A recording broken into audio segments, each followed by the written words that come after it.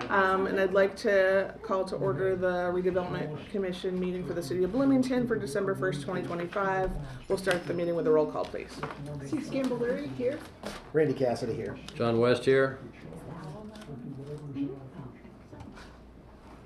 Lori, you're next.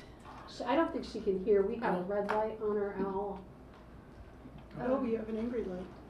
It also has a An blue angry light owl. too. It looks angry. Can Lori hear you? You don't hear anything either? I don't. It could be on my end, but Are you muted? Yeah, you can tell by the look on her face she doesn't. Oh wait, is that one muted? Hold on. Oh, it's not. No, we're not. Okay. Hold on. Can't have them both. Yeah, it is muted. There we go. now we're good. Lori, can you hear us? Yes, I Okay. can hear you, but I can't see you. I Oh. can't see you. We'll get it going here. We got it. Oh, Thank you. Okay, we are partway through our roll call, and you are next, Lori. Lauren McRowdy, present. And Deborah Meyerson present. And then we have staff present, please. Anna Quillian Hansen, present. Christina Finley, hand department. Cami Cathwell, present. Jane Coopersmith, Economic and Sustainable Development. Anna Dragovich, Economic and Sustainable Development. Matt Swinney, hand department. And Dana Kerr, legal department. Okay. On our agenda this evening, we have our minutes from November 17th, 2025. Any comments from commissioners? If not, I'll take a motion. Move for approval. Second. Well, first and a second, we'll do a roll call for approvals because we have a member online. Steve Scambolari, aye. Randy Cassidy, yes. John West, yes. Lauren McRowdy, yes. Deborah Meyerson, yes. Minutes passed unanimously. Next item on the agenda is examination of claim register for November 21st, 2025. Any comments or questions from commissioners on this item? John? I emailed my question and got it answered, so I'm good, thank you. Perfect. Okay, just about three. Van Asdar and Farrar, number 1, page 2. That's for our scanning. Digitation of all the previous records. Do we know how many more we have to go? God. Okay, so that'll be a reoccurring cost sometime in the future. Yes. Okay, we just don't know. We have been in the process of digitizing our rental files for quite some time. We have a lot of them, currently, what do we have? More than 30,000. And so this goes back to all of history. And so we've been in the process of digitizing that. We're really rounding out the majority of the files that we have here, but there are likely some other files that are in offsite storage that need to be now digitized. So sometime in that. It'll be an ongoing thing. Well, we really hope that this will be falling off of our budget soon enough, but at this present time, I'm sorry to say, there are still files to digitize. A lot to be done. Okay. And then the Flock Group needs safety for $81,000. Yeah, it's security trailers that we had for neighborhood safety. I think those are 2 different security trailers. Those, the cameras. Mm-hmm. So that way we're able to. BPD has found them extremely helpful as they're placed throughout town. They're mobile. If they're having issues in one area or another, they have found them to be extremely helpful. Rental agreement or It's a lease. It's a lease, long term or? I think it's 2 years. 2-year agreement. So and this is for 1 year at a time. I think so. I'd have to pull it out. I don't remember off the top of my head. Okay. Okay, and then I think the last question I have is a Duke question on the Showers West. Yes. Is that 1 month's worth of electric bill? Which one are you It would looking be $223 under hand 2519, and it's for $7,614. It most certainly is. 1 month. 1 month. So. I think you've heard me repeat on multiple occasions that at times during peak usage, it can be $6,000–7,000. So we have had those. Yes. And so as we go through on a budgetary basis on Showers West and what we're going to do with it, identifying that continual cost. Mm-hmm. Okay. I'll come back to It's that a one. poorly insulated building with Yeah. vaulted ceilings and, yes, Historic building, yes, that's correct. okay. With So it that'll comes just- some costs. That'll be something that we'll be looking at. Okay. Mhm. That answers the question, thank you. Mhm. Okay, thank you. If there's no other questions or comments from commissioners, I'll entertain a motion, please, on the claim register from November 21st. Move approval of claims registers for November 21st, 2025. Second. We've got a first and a second. We'll do a vote by roll call, please. C. Scambolery, yes. Randy Cassidy, yes. John West, yes. Lori McRobbie, yes. Deborah Meyerson, yes. Motion passes unanimously. Next item on the agenda, examination of payroll register from November 14th, 2025. Any comments or questions from commissioners on this item? I'll move for approval as presented. Second. We've got a first and a second. We'll do a vote by roll call, please. C. Scambolery, yes. Randy Cassidy, yes. John West, yes. Lori McRobbie, yes. Deborah Meyerson, yes. Motion passes unanimously. Thank you. Next on our agenda is reports from officers and committees. Do we have a director's report, please? We don't have a formal director's report this evening, but I do want to update you guys on the process at Hopewell South. So it's been a moving target, and up to the last day for filing for the Development Review Committee, the site plan and ordinance was in limbo and changing, but it did hit the deadline. It did get filed a week ago from Friday. It will be going to the Development Review Commission tomorrow for feedback. It is not a public meeting, but there are a number of partners that review everything in that PUD filing for feedback. The goal is to try and get to the January 12th Plan Commission meeting, but that's subject to a lot. And you guys have not seen a formal site plan or ordinance or anything. So once we get the feedback from the DRC, you're likely going to have at the next meeting everything in front of you to take a look at and to approve whether we are or are not going to the January 12th Plan Commission meeting. Is that a realistic date that we're gonna hit? I think so. I mean, but it depends. Yeah. There's a lot of moving pieces and parts to the project. Okay. So, worst case scenario, will we have a window of opportunity to look at it prior to the meeting? Yes, absolutely. Absolutely. Appreciate that, thank you. Yeah. So that would probably be at our December 15th meeting. December 15th meeting, yes. And then so the feedback that we receive and the final ordinance and site plan that we have so far, of course, may be changing. Everything in those site plans can change up to the time it gets to council pretty much. But yes, you will have a version of it hopefully within the next week to take a look at, give us your feedback, and then decide whether you're ready to move it forward to the next step or not. Thank you. Do we have a legal report? I just wanted to take a moment to kind of make sure that people understand the Redevelopment Commission and what the statutory roles and duties are. I'd like to start by stating that the Redevelopment Commission was established for the purpose of trying to take politics out of the economic development and to try to put it in the hands of people that the elected officials felt would serve their community well, was looking out for the economic development of the community, looking out for the best interests of the city of Bloomington. And the statute has bestowed a lot of flexibility that the RDC has, and other legislative bodies or executive bodies do not have some of the, or a lot of the powers that you guys have in economic development areas. And so you control your economic development funds that you receive, the TIF funds that you receive, and try to apply those to the what you all believe is the best use of that. And others do play a role.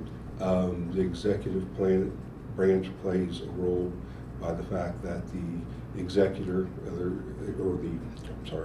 the director of the RDC is Anna Coogan-Hanson from the director of the hand department is the director for here. So the executive branch is involved in that way. The legislative branch is involved in some fiscal areas. The spending plan, which you'll see today, is required for the RDC to show the legislative body what you're doing and what your plans are for the future. If you're going to do any bonding, it has to be approved by the legislative body. If you are going to enter into certain leases, it has to be approved by the legislative body. If you're going to amend the redevelopment plan, that has to be done through the legislative body. If you are going to change the or increase TIF areas or TIF additional areas, then that needs to go to the legislative body.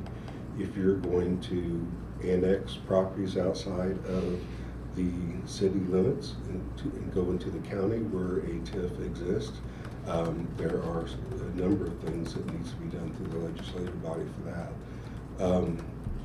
So, the legislative body appoints 2 of you commissioners, and the mayor's office appoints 3.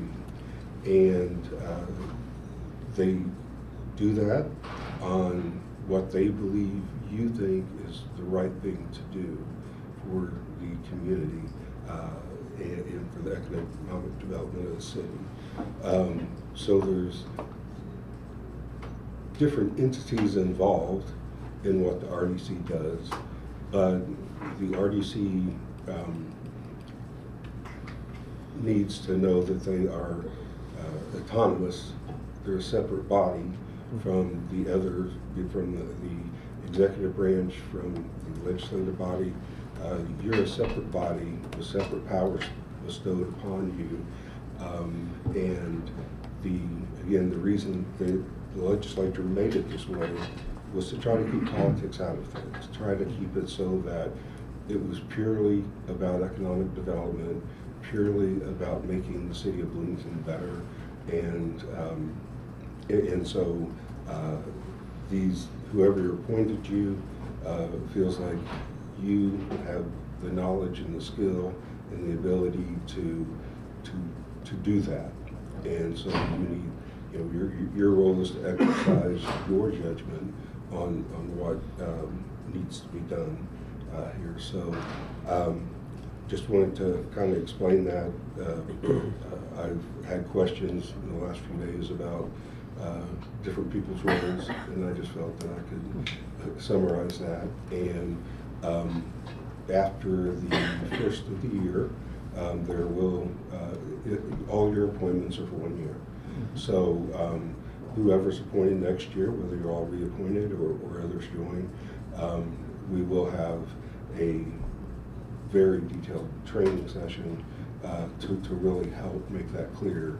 I've talked about that since I got here, but things have been so busy here at being new to get everything in line. But I do make that a high priority for January to make sure that everybody understands their role.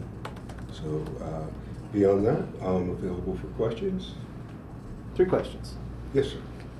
One, based upon what you're saying in regards to, we have the ability to annex or eminent domain? I haven't read that in the book, so I was you don't have the power to annex, and you don't have the RDC does not have the power to annex. Right, but we have the power to initiate an annexation or eminent domain? No, if there's going to be an annexation and it's going to include the TIF area, then the RDC would be involved. If you were trying to annex something that was in a county TIF, then they may have obligations on that. And so the RDC would need to work with the legislative body to make sure that whatever part of those bonds would be attributable to the annexed area, that money gets captured to pay those bonds. So you don't annex, but if there is an annex in a TIF area, there's work that the RDC has to do to ensure that you don't upset the obligations that the county TIF has. As far as eminent domain goes, the RDC does not have the power of eminent domain. It specifically states that in statute. Right. However, if eminent domain or so eminent domain is less up to the legislature, the legislative body. But if you acquire property in a means other than eminent domain, and you purchase it from a willing buyer, there are provisions in the statute related to inverse condemnation. So that means if you get a property such as Showers West, and it has leasehold interest, you obtain the property from a willing seller, and so therefore you didn't have to use eminent domain. But if their leases would state, and they do, I'm trying to not get too much into that part, but anyway, yeah, if their leases state that if the property is taken for, or if their interest in property, not the owner, but outside other interests, like leasehold interest, that those interests can be terminated by the RDC, and their lease allows that, and therefore you can have the power in that case to use inverse condemnation to take their leasehold interest. And when you deal with sophisticated landlords, like what we've had in with CFC, they know that if property is going to be taken by eminent domain or otherwise for a public purpose, that there has to be just compensation for that. And so what they did in their leases is made sure that that portion of whatever compensation that they would get would be theirs. You know, they want the large share. So they can limit what others would get, what the tenant would get in those cases. Yeah. So you have the power of condemnation. You do not have the power of eminent domain. Eminent domain is taking the property from the property owner in an adversarial way. Luckily, you didn't have to do that for Showers West. Well, I wasn't even concerned about Showers West. Yeah. I was just reading through the redevelopment books that have been provided by the financial advisors. Right. And with that, when you brought that up, I wanted to clarify in regards to it.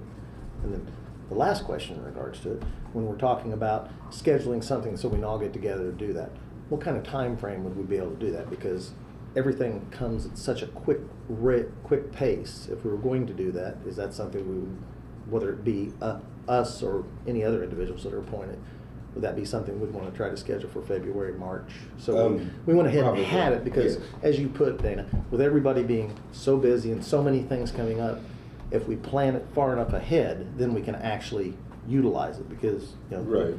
The question is, do we plan it now and hoping that everybody gets reappointed and we have the right time frame, or I would suggest that we set that date and time at the first meeting. You talking about scheduling the training? Yeah. Oh, okay, I wasn't sure. No, I if you were- apologize for miscommunication, but no. I'll Go ahead and try to schedule a training irregardless of when it is, because as you put it, while we may know our roles, and I've been fortunate enough to have been given the redevelopment statute by a couple of financial people, and it's about 250 pages, and you gotta have some coffee. But I'm just trying to identify, thinking ahead. We can include it on the calendar approval. Yeah. which is one of the first resolutions of the year for our organizational meeting. Right, because, you know, based on how things go, all appointments may not be done by the first meeting, but I'd like to try to get. We can at least try and Get something some scheduled, calendars. so we Yeah. don't, you know, everybody gets busy, and there's a lot going on, so. And I would encourage the legislative body and the mayor to make their appointments sooner than later, so that those individuals can be. Included in the schedule. I do believe that they're able to serve up to 90 days after that deadline, right? It's Or ordinance that until it's 90 reappointment. days, and then you're scheduling when all appointed folks for 2026 are in there. You might not be actually getting on till March, or till April or March, so anyway. That's Just trying to, I understand trying to get ahead of the calendar, but anyway, we can do that the first meeting of the new year. Yeah. To ensure the training can be as early as possible, it would be good for the appointments to be. Yes, absolutely. As early as possible. There's a lot there. do that. That'd be great. Thank you. Okay. Any further questions for our legal report? Thank you very much, Mr. Kerr. Next item is the treasurer's report. Our treasurer's report today. Okay, thank you. And any business development update? Not today, thank you. Okay, thank you. Okay, we are on to our new business. Our first item of business is Resolution 25-136, which is supporting the Convention Center Host Hotel on the College Square property. Who would like to speak to that? I'm happy to do it. I think it would be really helpful. We've received a lot of comments on this particular resolution, including at least 3 emails from council, city council staff. What I'm concerned with is making sure that we loop everybody in where we've been, and I don't know if you're interested in it. I'm happy to do it. I'm happy to give what I think is an overview, and my colleagues can help jump in if that's necessary. So as I'm reading through the packet, it occurs to me that this is the kind of legislation that would do very well to be preceded by a memo kind of giving you all a timeline for events. As any of you who've tuned into a CIB meeting know, the Redevelopment Commission was approached, staff was approached last fall after the CIB has gone through the selection process of a hotelier to create a host hotel for the Bloomington Convention Center. That hotelier had a choice of sites on which to locate the hotel. Each site had different advantages, different challenges.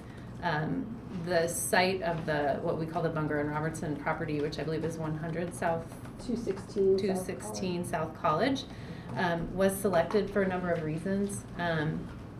The siting along the trail is great. The proximity to the new convention center and the existing convention center, supported the use.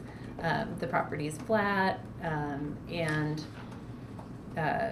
I think just its availability for this potential use was considered. And so initially when this began to be discussed, staff really evaluated the use of the property for this. And it took us a while to come to the redevelopment commissioners with any kind of proposed information. Details were kind of abstract in the beginning. It was clear that there was a very significant financial gap to close for this developer. We looked at a number of different structures. We talked about, can I get into these details? I wouldn't get into Okay. too much. don't give dollar amounts at least. Oh, no, but we looked at a number of structures to try to... And define we. Yeah. Okay. I think my we is general over the entire past year, but I think details were really navigated when commissioners got involved. So commissioners became involved, I think, in earlier 2025, and they, along with staff, looked at different potential structures to try to make the project work, including a shared equity model, and shared revenue. Is it land donation? Is it long-term land lease? The project was really kind of held up and looked at from a number of perspectives, and every time the deal fell short. The city staff and commissioners consulted with experts in this area from Indianapolis and other markets to try to understand what would be the best way to get this to yes. And I don't want to speak for the commissioners. Staff feels strongly that this is a great use of this site, and so continues to push on this project. As many of you are aware, last month at the Capital Improvement Board meeting, when was the date where you asked for a December deadline? It was October meeting. At the October meeting, it was asked that the Redevelopment Commission work to advance a deal and communicate by December 16th with the CIB if a deal was not able to be reached. At the meeting, November CIB meeting, Director Killian Hansen and Commissioner John West offered remarks indicating that the Redevelopment Commission was very interested in moving forward, but that a significant gap for the project remained, kind of regardless of how the project was being examined. The legislation that's here before you, commissioners, today advances, formalizes the commitments that staff believes and is asking the Redevelopment Commission via this legislation to commit to. These are the supports that staff believes are necessary in order to get a project to move forward. This is less than what the hotelier has requested, but it is the maximum of what, given the other projects and priorities of the Redevelopment Commission, this is the maximum of what staff feels we can responsibly request. And correct everything that I've missed, please. Just to add, any meetings with the commissioners did not have a quorum. There were only 2 commissioners at most present, so there was no quorum for those meetings, just to make that clear. And also, because this involves a transaction, there have been executive sessions, and so but those are confidential by statute. So just wanted to make clear that there were never any non-quorum meetings of the RDC. So do you have more? And the RDC did, in a public meeting, ask that John West and Randy Cassidy be the representatives at those meetings, if at all possible, due to scheduling issues, and just making sure that we have somebody in the room that's hearing the same information. So those have been the commission members that have been present.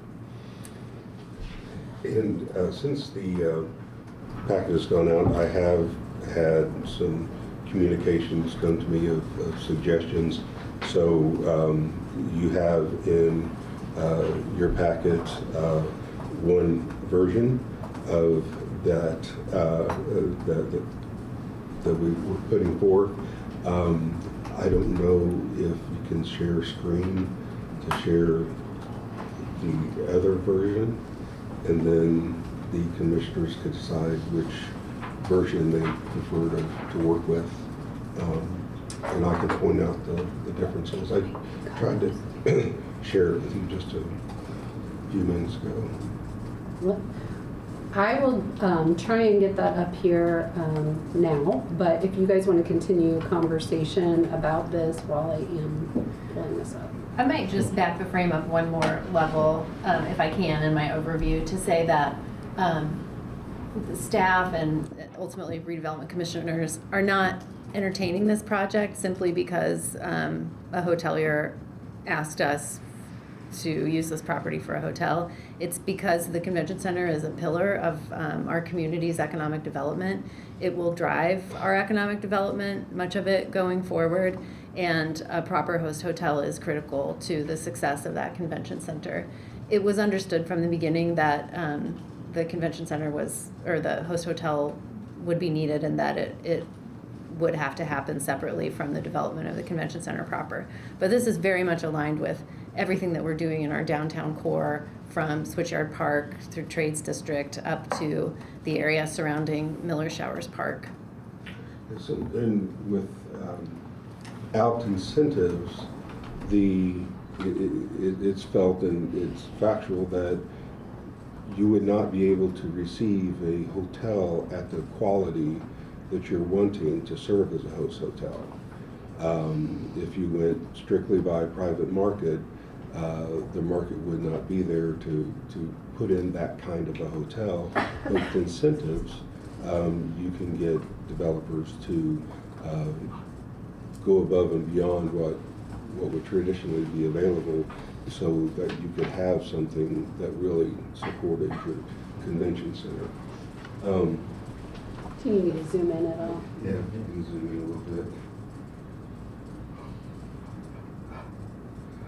The first thing that I was asked to add was, we talked about how in the first one that whereas that the resolutions 1934 and 2325 authorized the purchase of the property, and for the amounts that I was asked to put in there, the first property was the west side and the southeast corner, basically, and that was $4,995,000.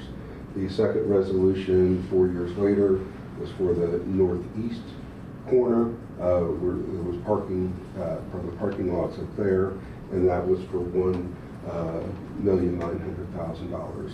So that's the two whereas clause I added. If we could go to the last whereas clause. In this one, the original said that in addition to the incentives already mentioned above, the RDC had determined that the real estate at College Square necessary for the host hotel would be made available in some form to the host hotel project at no or nominal cost to the project. This version changes the word would to may. And if you can go to number 3, that impacts number 3.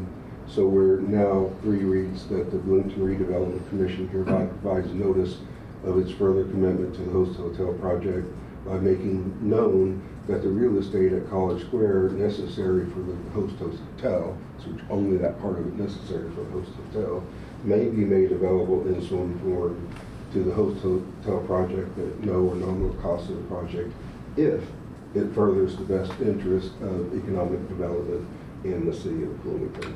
That way the RDC is retaining the ability to look at what the project is exactly to determine if they believe it is a project that's beneficial to the economic development of the city of Bloomington, the interests of the city of Bloomington. So this basically changed it from saying a hard yes, it's available, to a hard, we really will make a commitment, but it has to be for the best interest of economic development and for the interest of the city of Bloomington.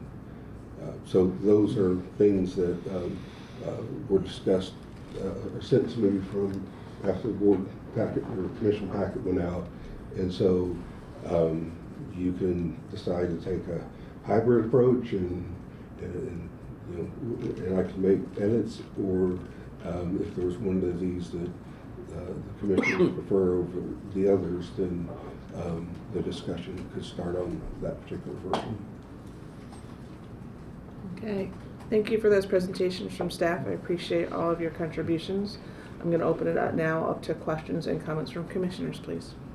Well, dealing just with the 2 different resolutions, it would probably be appropriate at least for us to land on one of the 2, correct? Correct. So our discussion now is just about which resolution to bring forward, not necessarily to vote on accepting the resolution, but which format, which version. The version for discussion. So I believe that a vote on that, and that would not mean you're for it or against it. It would just mean that you're willing to move forward with a discussion on that particular one. So it could either be, again, what's in the board packet, what was shared on the screen, and then so that way we can build from that one if you want to make changes further changes. When did you send that one out, the second version out? I just showed it on the screen because I just finished it while we were voting on the minutes. Okay. So I didn't get this information until today, or the most of it until today, and so therefore I'm just trying to get it out to you before. Is it possible to get the second version printed out? Because it would be helpful to see it up on screen, and yet I don't want to take away from seeing the public that is with us today, so. I'll get that done now. Thank you. And if you would like to table this to later in the meeting, be able to get your printed copies. Not necessarily, I mean, how long will it take to print? Just a second. Okay. Are there any other comments or questions while we're waiting on a printed copy to be able to consult as part of the discussion? Could I ask that the copy that Dana just showed be sent to me by email? Just sent. It's shared to you on Google Drive. Or maybe for the sake of, again, public comment, it could be put in the chat box. Yep. And I realize that's maybe not as easy for folks that are in person, but we'll figure it out. Do you want general questions now? Yeah, I think now would be a good time to use this time for general questions, and then we can get more specific as needed for the... Once we have a version. Yeah. So. Define nominal, please. It just means a lot of times it's like for $1 or for $10. So, for instance, my recommendation, if the property was made available, that one, as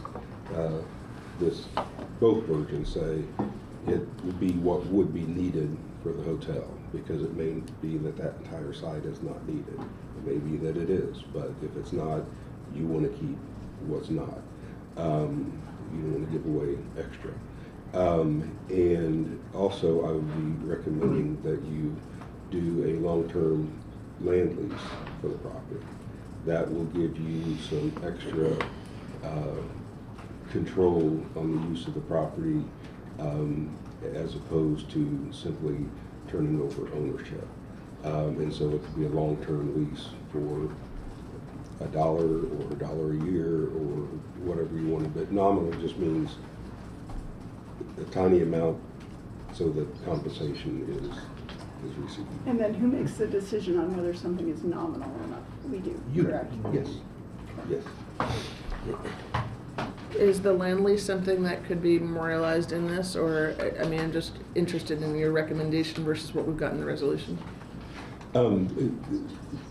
This says made available in some form, and that's why I put it that way, because I didn't want to get too much in the weeds.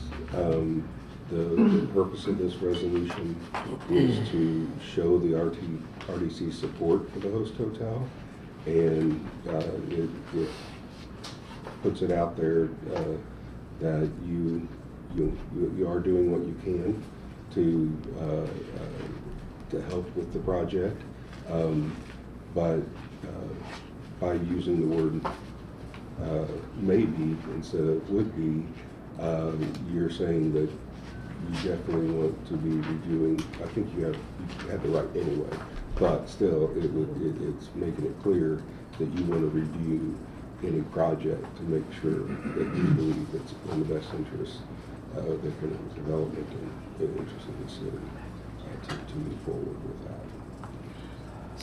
So, I'm sorry. No, go ahead. I'm gonna wait to go last. Okay, so, thank you. They're collated already? Okay, that's great. What does the may language exactly obligate us to do? Doesn't obligate you to do anything, honestly. It obligates you to consider it. I would say that you would need to, in good faith, consider the offering of the property, but it does not require you to. It's the difference between may and shall in the law. May is more just showing that your commitment to the project, and if the right project came along, that is something that you would do if it was the right project. but it does not obligate you to do anything. So You let may me- not believe the right project ever comes along. Let me put a finer point on my question.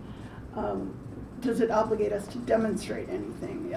Project comes along, I don't personally think it's a good use of our economic development opportunities. We agree on that, we vote no. Do we have to demonstrate why it's not? Why we don't No, believe I it's in the think- best economic development interest of the city? I think in any resolution that you made, it would state in the whereas clauses that, and it just has to mean that you gave it consideration.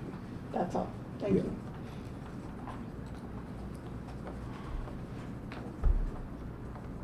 Next. Run me through, oh. No, I'm gonna go last. I just was Sure. waiting for that pause. Okay. Run me through what the solution is if we pass or if we fail. Because my understanding of reading our memorandum with the convention center and all the rest of it, that the amount that's been obligated by the city is the food and beverage amount. And that the CIB has the selection of the host hotel. Now, when it comes down to the property and the dollars, run me through the solution, the scenarios. If it passes, what that would be, or if it fails, what would that be? Because I will say that the gap is very large right now. Oh, well, yeah. And so- Take the gap out of it. Yeah. We know that, based upon the circumstances, that there's a substantial amount of subsidy that would be needed So by anybody to make this. If a particular transaction cannot be completed, that it does not meet the interest, or it just can't be because it doesn't supply what money's asked for, then that would be the end of the RDC's discussion with the proposed developer, and it would go back to the CIB to relook at how they did the RFP, see if they could maybe hone in on a few things, try to see what they can do to control the costs of the project, and start again with a new RFP would be my recommendation. But it's up to the CIB to do what they please. Basically, if a deal fails with the RDC, it falls back to the CIB to do what they believe is in the best interest. So I just want to get you're one out of it at clarification on that. I'm sorry. If this passes, we continue with the selected hotel developer discussion. Yes, you mean this resolution? Okay, what this resolution does, if it passes, just shows, not with this particularly just this developer, but with any developer. So you could pass this resolution and the current deal that's trying to be worked out fail, and it just shows the CIB that, hey, we're committed to doing this if the right project comes along. And so you can pass this resolution and the current deal can fail, which again is likely at this point.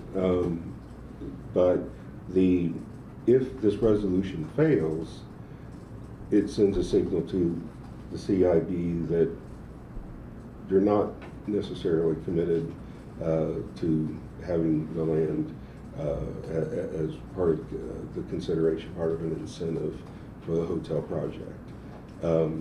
Because of the gap in the quality of what is wanted by the CIB and the community for the host hotel, I would say, is you're not going to get that quality unless there is some incentives available, because the developer can't make up that kind of expenditure in an amount of time that they'd be running in the red for a long period of time.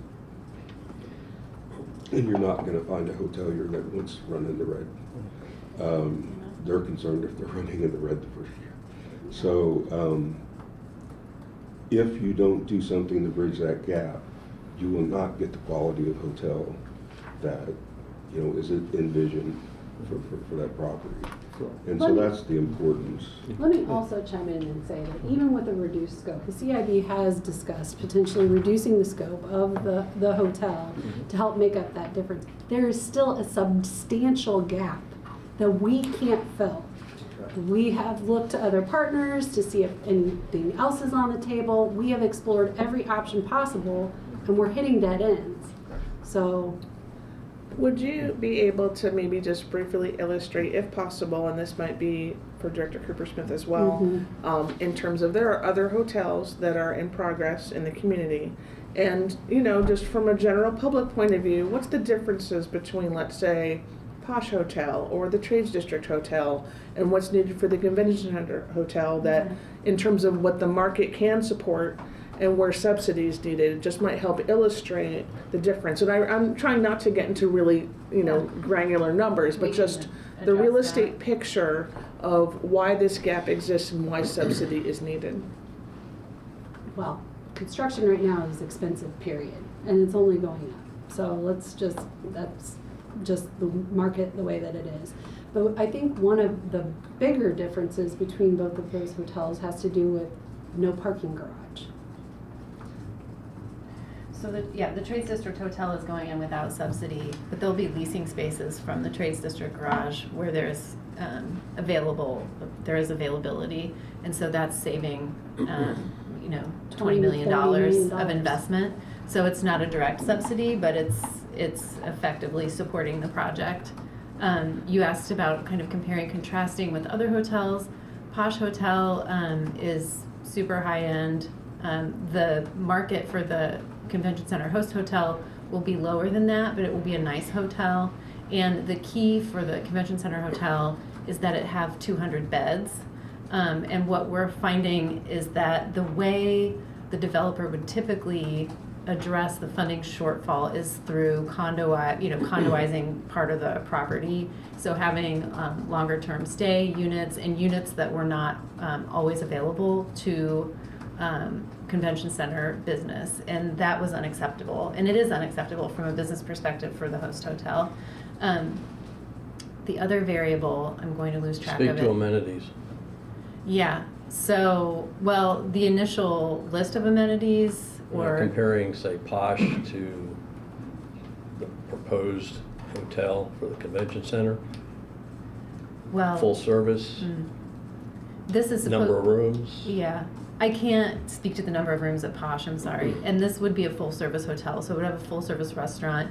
But some of the pieces that we're trying to move around in order to drive costs down are looking at, for example, the initial version included its own meeting room space. That's already off the table, and it's been determined that that's not necessary. That's a high cost per square foot, and so that's reduced. I'm sorry, there was one other subsidy factor that I wanted to mention, and I've just about the business model, and I completely lost track of it. It's the condoized room rates. Sorry, the other major difference for the host hotel versus other hotels in Bloomington is that they're not allowed to price gouge on event weekends. So with the host hotel, they're booking multiple years out into the future, and they have to guarantee low rates for convention and visitor business. Whereas our other properties in the city, I said price gouging, which is of course not appropriate, but they're able to charge higher rates during those peak demand times to offset other slower periods. And this hotel would just not have access to that. The way that the hotels in this market do that is by not releasing room blocks until after the sports IU athletics calendars have been released. So again, just that timing difference. The host hotel has to book out 2 to 3 years in advance. The rest of our hotels in Bloomington are holding onto those rooms until the 12 months or less, until the calendars are released. I think those were some of the big functional ones. And then to try to get at your point, which is what's the difference in amenities between the others and this one? Well, you mentioned some of them. Yeah. Full service restaurant, full service bar. Yeah. Conference space. And I wish I could quote the Posh, the number of beds in Posh, but it's significantly different than. I can look it up. It's not 200, I don't believe. So it's just a It may be different, under it's a 100. different animal. Pardon me? It may be under 100. Yeah, It is under. so they're just not generating, there's just not enough rooms to generate. 100 would not get done with the 45 host rooms. hotel. 45? Yeah. All right. So that alone is a huge gap. Lori's hand has been up for a second. Okay, I just have to get, I'm really sorry, I have to get off in about 5 minutes. My question really has to do with if we pass the, let's call it the May resolution, the second one that we may offer, have we foreclosed any other possible option for how the land is handled? That is to say, long-term lease, some kind of arrangement where there's, we forego interest payments on, I'm not real estate savvy enough to know, but certainly, really my question is, are we locking ourselves into, we can only do this if we do it for free or nominal cost, which is potentially open to interpretation? I can answer that if that's okay. So this, the structure is not proposed in this legislation, but this legislation just acknowledges that it's not, it's something that would be considered not a market value. So I think that a long-term lease or any other kind of structure could still be on the table for the project. That was your second question. Your first question was, had we pursued all other types of structures? Well, I actually heard earlier that a lot of things have been investigated, and I've been part of conversations about other, I'm really asking whether we have any option to reconsider any previously discussed options for how, frankly, how the city retains ownership or of the property. No, as giving it away.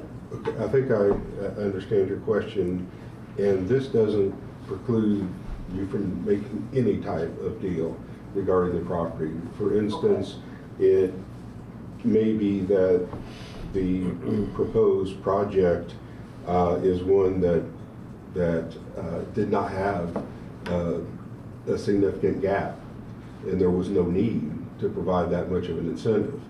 Could you provide it for half price? Sure, you could do that. It could, so you're still open to all other options that the deal might be structured, and that's why it says that this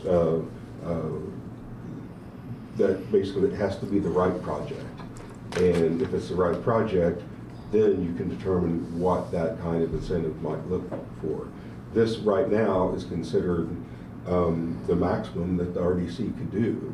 So by making that statement, that allows CIB to go back and figure out, because this, if the deal falls through, you can go back and figure out another strategy for getting the host hotel.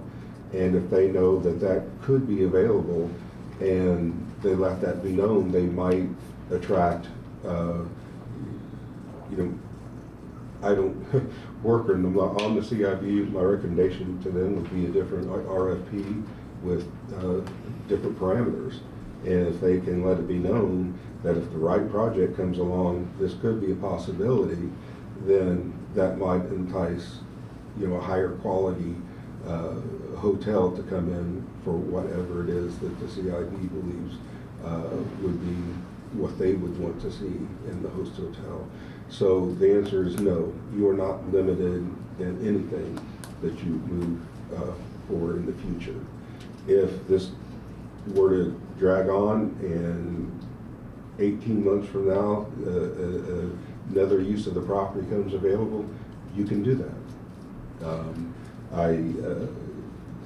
But I think by giving the CIB some comfort that this would be able to be included as an incentive would really help in bringing in a better development than if they had to reach out with no incentives. The CIB doesn't have the ability, doesn't have funding themselves at this point in time, so they can't put anything into it. They have to rely on other entities, and we did pursue other avenues and for other ways within the city and area in county to try to get further funding, and we just weren't able to succeed in getting it. So this again is merely saying that, you know, you really think the host hotel is important to the city.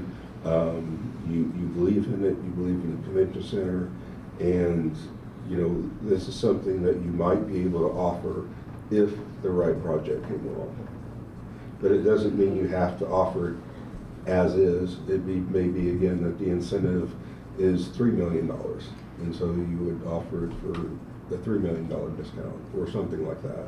So it doesn't stop you from doing any type of negotiation.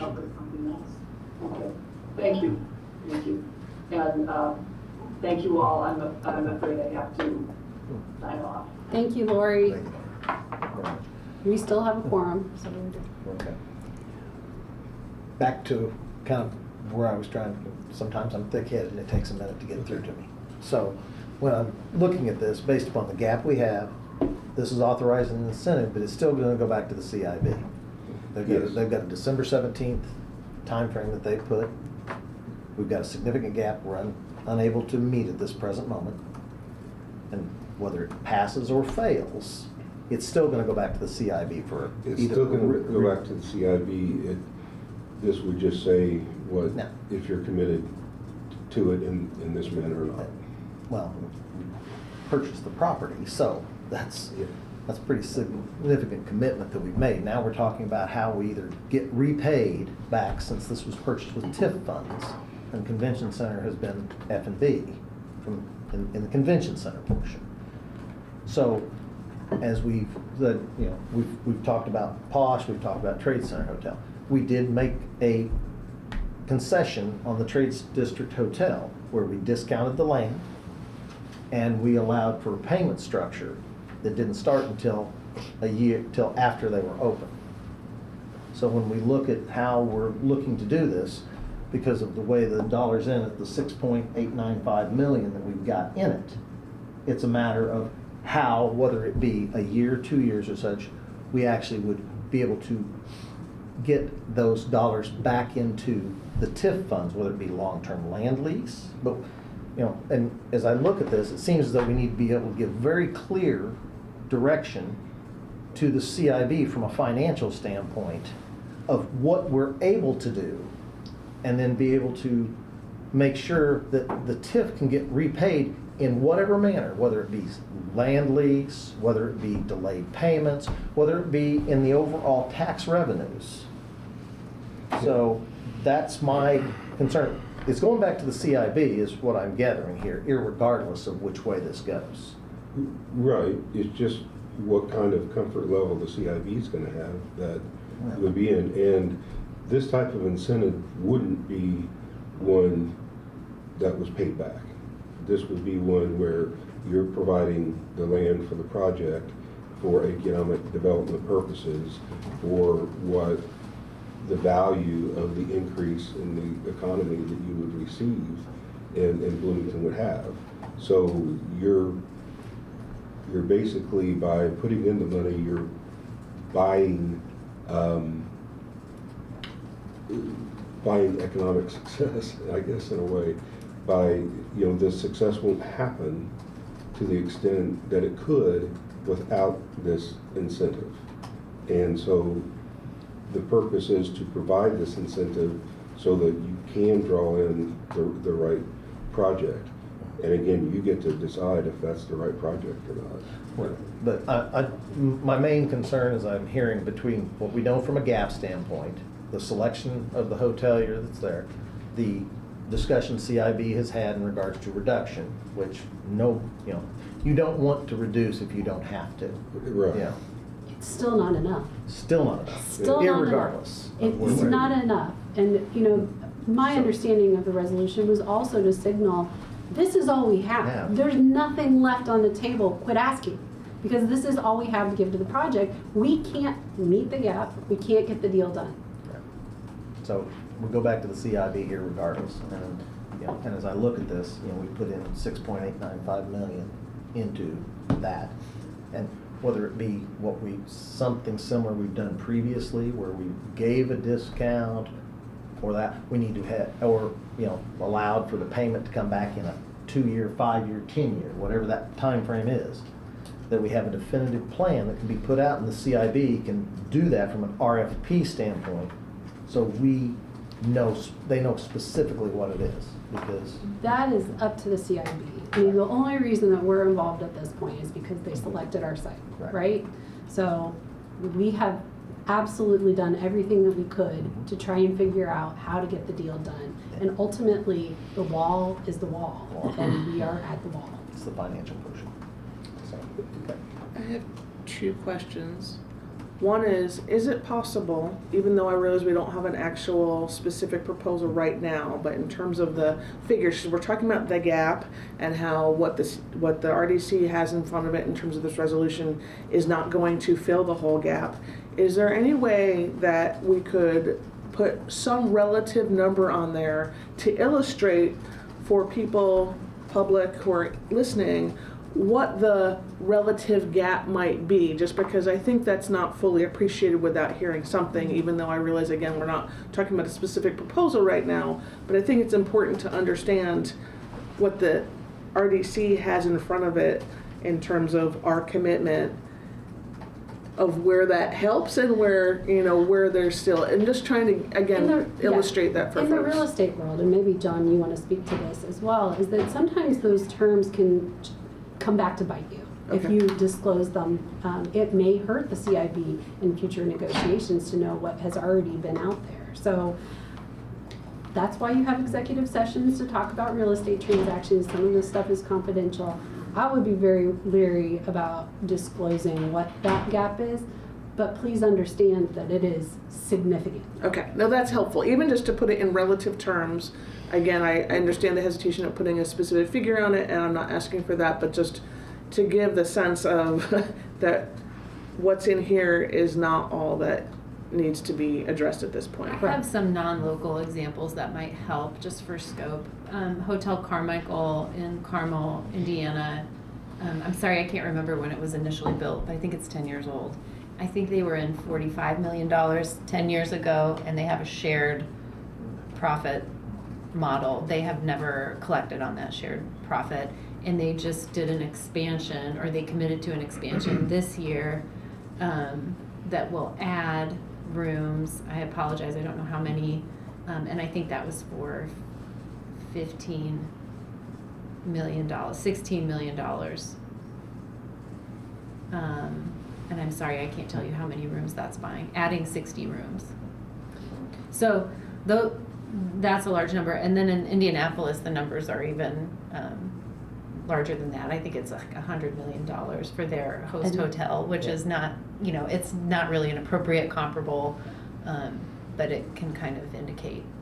Yeah, even if it were given as a a percentage of the total development cost, right? In terms of like what that subsidy is as a portion of the total development cost. Again, I realize that's kind of off the cuff, so I'm not asking you to do the math on that right now unless it's easy. But I think that would be helpful to understand the share of public subsidy that's going into the other examples that you're looking at, just so we can try and get our heads around, you know, the picture that is part of our discussion. I also believe that we discovered along the way, as we were discussing potentially shared ownership model, that other examples of these projects not only, I should say, they're in the red.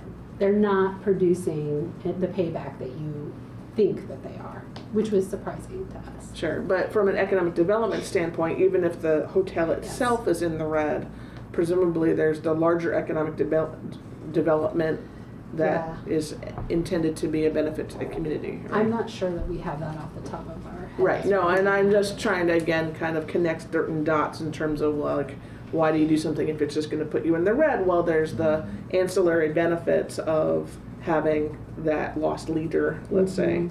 Anyway, so I'm just trying to put it out there so that, again, the bigger picture is understood in some way. And I think we also have to talk about how capital stacks come to be too, because if we were to retain the ownership of the property, it can be a barrier to financing for a developer as well. So we don't want to shoot ourselves in the foot, or anyone else for that matter, so we just need to be very careful. So I can speak a little bit to the model in Carmel if that's helpful for the group. It looks like that deal went over budget. It was, it opened in 2020 and they did the math in 2017. The total project was $58.5 million, and then it looks like they had $15 million in bonds and $25 million private loan that I believe was not repaid. And then, so that's $40 million in city incentives, and that's 68% of the total project cost. Okay, thanks. So And that's helpful, just to have those relative numbers in And terms of that's just understanding an what we're- example. I'm not saying that's industry standard, but just for Well, scope. it talks about operating in the red. It's just, what doesn't mean that the hotelier's operating in the red. It just means the structure put back to where they could get some reimbursement is in the red, because there's not enough, you know, the hotel has to make a profit to be able to run. So it makes a profit to be able to run, but after it does that, there's nothing left over. Sure. And which gets to my second question, which is related to what Commissioner Cassidy was asking about, which is, one, there is an example from the Trades District Hotel in terms of how they structured that business model so that there would be compensation, but it's deferred. And then the other part, which is, I was a little confused in terms of his question about the possibility of instituting a long-term land lease that could potentially have some repayment. And I felt like your comment was saying that this resolution would not allow that possibility. So No, I'm trying to get some clarification on that. It would allow that possibility. Okay. This is basically saying this is the most that we could do. We may not do the most because it may not be the right project, or you may not need that much of an incentive, or we may be able to structure it in a way where, you know, you do lease the land, but for the first 10 years it's $1, and then after that it actually has some sort of value. It depends on what kind of structure the deal would turn into. So again, it's like Lori asked, this resolution does not obligate you to do anything or limit what you can do down the road. It's just a formal statement from the, especially if you were talking, everybody's been talking about the May, I think, and especially using the May language, but without some sort of support, stand that this RDC is making for the support, the CIB, and looking at other options would not be able to say that, that this is a decent possibility. That's what you're saying. This is a decent possibility. If the right thing comes along, we'll do something like this. But it doesn't mean that you can't structure some other type of deal. Again, maybe they only need the incentive for 4 years, 5 years, 10 years, whatever. Yeah, then that opens the door for being really creative. So this does not stop you from being creative going forward. It, again, to me, is merely telling the CIB, look, we are committed. If the right project comes along, we could do this much. Right now, don't know that we could do more. We know that we're not getting anything from any other partners. So, but I think the CIB, when they needs to have some confidence that in the right scenario, you would support, offering that up. So, again, by using the word may, you have and I think even with wood, would need to approve what the project was anyway. But May really kind of makes that clear. But I think that the CIB would like to hear at least that this is something that they can say is on the table when they're trying to get the right project. Okay, thank you for that clarification. Madam President, would it be accurate to say that we are leaning toward version 2 with the May language before we go further? Whoever makes a resolution can state which one they're making the motion on, which resolution. And they're on. before we do any resolution, or we're obviously are going to open for public comment. Sure. Yeah, we do have some folks online that would like to comment. I would say when you do your May, or that, I propose this, you state which What one you're making you're the motion on. supporting, and that way it'll be clear. Yeah. Okay. Other comments from commissioners or questions before we open it for public comment? One last comment in regards to it, because we do have 2 resolutions that we'd be considering that would change things, and we just received it. I feel a little uncomfortable voting on a different resolution when the public as a whole has not had a opportunity to look at it. Okay. So are you proposing that we table it until our December 15th meeting? So that there's a chance for the public to review the amended version? From a complete transparency standpoint, I would like to see something of that nature. And Danny, you've done a great job by trying to get it down so we can get things moving. But to come in at the last minute concerns me. Just not anyone here. Everybody here has the opportunity. Do we have a quorum for our December 15th meeting? I'll be here. I'll be here. And I don't want to kick the can down the road, but I want everybody to have the opportunity to look at it. Yes. Yeah, I don't necessarily object to that, but I would strongly insist that everyone who has come here tonight to offer comment be allowed to offer comment. I agree that would be appropriate and necessary. So before I just want to clarify, are we moving from commissioner comment to public comment? Will we have an opportunity to return to commissioner comment? After public Before we comment? vote, Yeah. we should. I'll ask that again. Will we have opportunity for comment by commissioners after public comment? As long as I believe that's the protocol we're supposed. There's no restriction in doing that. Okay. I mean, and honestly, Just wanted to be it clear makes about good sense to hear what people have to say. Yeah, because I think public comment may inform some of our comment and thinking. Exactly. Yeah. However much time. Can we do in person and then online? Okay. So we'll start with in person and then we'll do online comment, please. So in terms of public comment, who would like to go first? Is there anyone in the room? Please, if you would come to the table and use the microphone. And if you are online and you want to speak, please raise your hand. Hi. Hello. And your name, please. Great. My name is Greg Alexander. First off, this seems like a bad way to treat the taxpayers. Looks like giving $7 million to a private business with the twist that we were told that wouldn't happen. Second, it looks like a bad process. Do you want to stick your necks out for this boondoggle? It looks like the mayor's process, and I haven't even seen that she's like announced that this is her plan, so it's like it hasn't even been sold to the people, and a failure to plan is no excuse to rush into a mistake.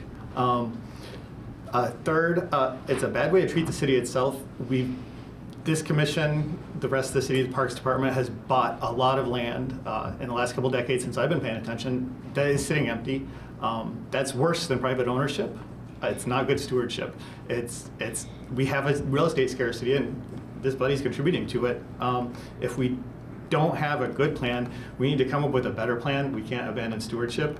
And finally, it's just a bad way to develop the convention center. The City Council sent a letter to the CIB at the beginning of this year, I think, asking them to refrain from building any gerbil tubes. Instead, we need to integrate the pedestrian center transportation into the city's transportation. If the city can't serve the needs of the pedestrian transportation, it sure as heck isn't going to drive pedestrian foot traffic, literally foot traffic. The stated mission goal of this whole project, foot traffic, literally foot traffic, pedestrians downtown. That's not going to happen if we have segregated transportation within the facility. And so for this particular property, the answer for transportation is obvious. The B line already exists. It already has a bridge over 3rd Street. We've already paid for that facility. We already maintain that facility. We already own that facility. We should use that facility. Whatever is developed here, whether it's a hotel or anything else, needs to connect to the B line as its first priority. And the existing convention center needs to connect to the B line. And the CIB has abandoned this, even though the council has asked them to consider this a priority. If we're gonna give something away, get something in return, get it in writing from the CIB. We're not building any more durable tubes. We're gonna use the B line, or, we have to do something. You can't just give a blank check to another unit of government. You have a responsibility for this redevelopment. Thank you. Is there a time limit? No, you were. That's why I just realized. Just let it go. Have a timer on. Okay, is there anybody else? Did we want to alternate? No, we were gonna do I thought- this and I then had that. her Oh, I question thought we in were- person and then yeah, one. my bad. Hi, Isabel Piedmont Smith, City Council, District 1. So I wanted to refresh everybody's memory that on May 6, 2024, 8 of the 9 City Council members signed a letter to this body regarding the property in question and its use for a hotel for support of the convention center. And we clearly stated that we did not want to have any other taxpayer funding go to this project, including the hotel, other than the food and beverage tax. And that we recognized the 2 purchases that added up to almost $7 million by the RDC for this property. And we felt that money needed to be refunded back into the TIF because there are many more important and urgent community needs than a hotel for the convention center. That's 8 out of 9 council members. And although Attorney Kerr did outline at the beginning of the meeting, the different responsibilities of the RDC versus the council versus the executive branch, this is taxpayer money, and we are the elected representatives of the taxpayers.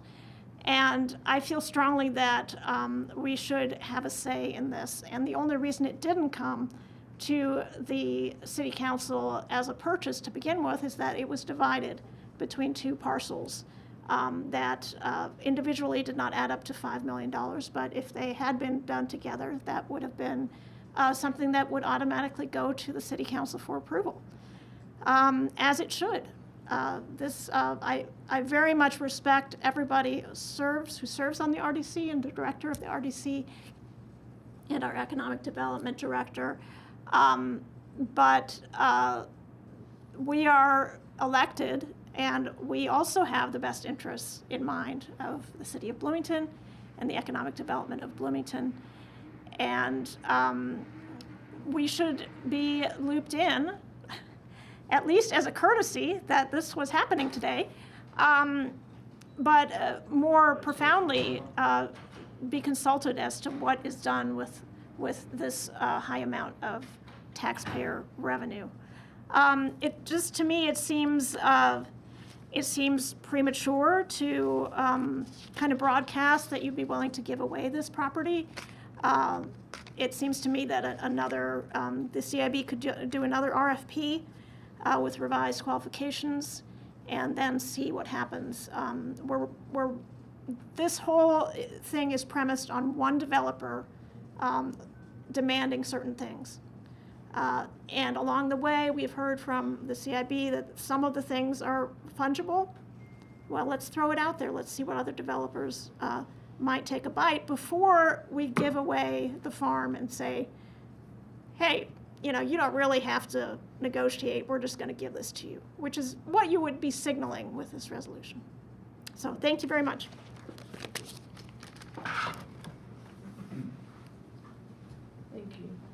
Mr. Wicker.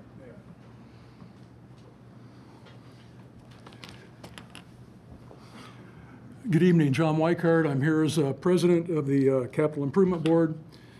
I came to speak in favor of your wood resolution, so I'm just speaking generally now and making observations about whether it's your wood or may resolution that you intend to look at. I've written my remarks to keep myself disciplined and to save you time, because otherwise I could ramble for more time than you might care to listen. And I want to express my appreciation to Jane, to Anna, to everybody who's been involved in this project. It's taken time, but it's complicated, and that's why it's taken time, and I appreciate everybody's efforts as we've moved this forward. And I want to thank you for the opportunity to speak in regards to this project. As you know, in 2019, the College Square property was purchased and offered in support of the Convention Center expansion project, which has always included a host hotel. That's always been part of the project. Since then, the property has been off the tax rolls and generated no property tax revenue for the RDC or for TIF benefit. But priorities change, goals change. New administration has different priorities than the previous administration, and I respect that. In October of 2024, the Capital Improvement Board selected Dora Hospitality as the developer of the hotel, and Dora had a preference for your site over the locations the CIB offered in the RFP. The reality now is there is a significant funding gap that exists for development of the hotel as described in the RFP, and which including the purchase price of the property. There's a significant gap. Although all three of the hoteliers who responded to the RFP told us they could, in fact, build what we described in the RFP. They were confident they could do that.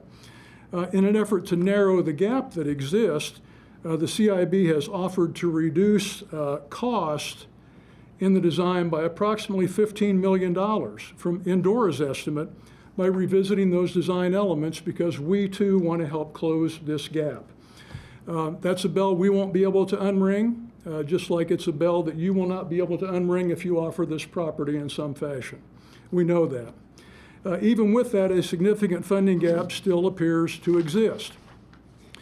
Let me acknowledge in this debate there are goals in conflict, and all of these goals are legitimate public goals, be they those described by the council, be they those described in this project. But I would like to point out that the economic benefits of the expansion and host hotel have been identified in market analysis to include the potential for $9 million in new annual revenue to our community from increased visitors who will frequent our hotels, shops, restaurants, galleries, and performance spaces, $13 to $18 million annually if you include new jobs and increased revenues in food and beverage, innkeepers, and property taxes, 500 new jobs associated with the expansion, a new hotel, and downtown businesses. The College Square property is clearly the best location for the host hotel because of its proximity to our square, our shops, our galleries, our restaurants, and the best walkable opportunity for visitors to interact as pedestrians with our community. If whatever resolution passes, I am totally confident that both the RDC and the CIB have done everything possible for the development of the host hotel on this site. We can ask no more of you, and we have given what we can give. It will be left up to Dora Hospitality to increase its investment of private capital to close any remaining gap. That's up to them. We've each done what we can do. If the resolution fails, the RDC and Dora, if the resolution fails and the RDC and Dora cannot reach agreement, the CIB will continue to work with Dora on their interest in our available properties. We selected them based on an RFP that offered south and west properties. If this fails, if this project fails with you, we will still go back to Dora and say, South and West were in the original RFP. Do you have interest in South and West since this was not possible with the North site? If that is unsuccessful, the CIB will be back at square one with a new RFP for hotel developers. To be clear, a full-service 200-room host hotel is a requirement. It's not an option. If a new RFP happens, I see the same funding obstacle to development on your site of a hotel if the developer is required to purchase it at full price to recover costs. I simply see that as happening. And if not a hotel, I'm not certain what other private developer can offer you what provides the same economic benefits to our community on that site as what a host hotel will provide. So I urge your support for a resolution to move this forward, and I hope you will view this as an investment and not a loss. And I thank you for your time.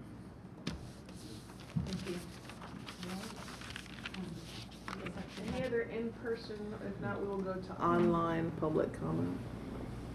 Okay, let's move to online public comment, please. Jerry Hayes. Can he unmute?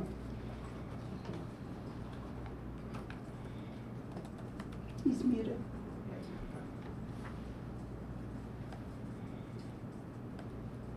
Jerry, can you unmute? Okay. Are you hearing me now? Yes, sir.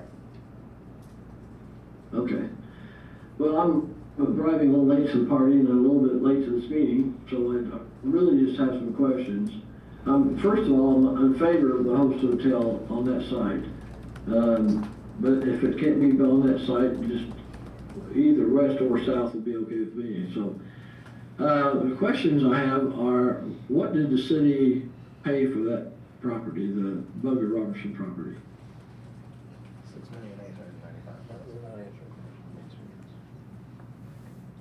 Somebody needs to tell them that. Do you want to clarify the purpose of this period of time? Yeah, so I'm just going to clarify that public comment, you are certainly welcome to answer questions. However, it is not a Q&A period. So we will certainly take your questions into consideration, but that's not part of our, part of today's public comment. So comments are one way. I will note in terms of the revised resolution, which again, we may wind up timing this so that the public can see it and that would answer the question, but the revised resolution does include the information on the figures on what the city paid for the site. So I'm just going to mention that because it's something that public in person and online, I don't remember if online it was put in the chat, but just anyway. It is in the chat, Okay. and we did share it on the screen for everybody. Okay, anyway, so just bottom line is public comment is welcome, but it's one way. Okay. So I'm in favor of the hotel, but I'm not in favor of giving away the land. As someone mentioned earlier, it is taxpayer money, and it shouldn't be just given away. I would recommend maybe considering a long-term lease with maybe $1 a year for, I think the economic life of a hotel is about 40 years. We could probably a little over 50 years maybe. That's without any renovations. So I'd recommend, at least the city would retain ownership that way and be able to use it for something in the future if they choose to. That's it. Thank you. Thank you. Anybody else online for public comment? Does Please anybody? raise your hand. We do. I see a hand raised. Looks like it's Sophie. Yep. Ask her to unmute.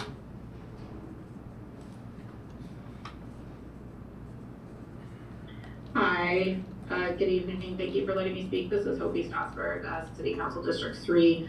I appreciate that my colleague, Councilmember Piedmont Smith, was there in person and already spoke to the letter that we sent, and I just wanted to highlight that as well and say that I am still in agreement with that letter that we sent over, I think it was earlier this year.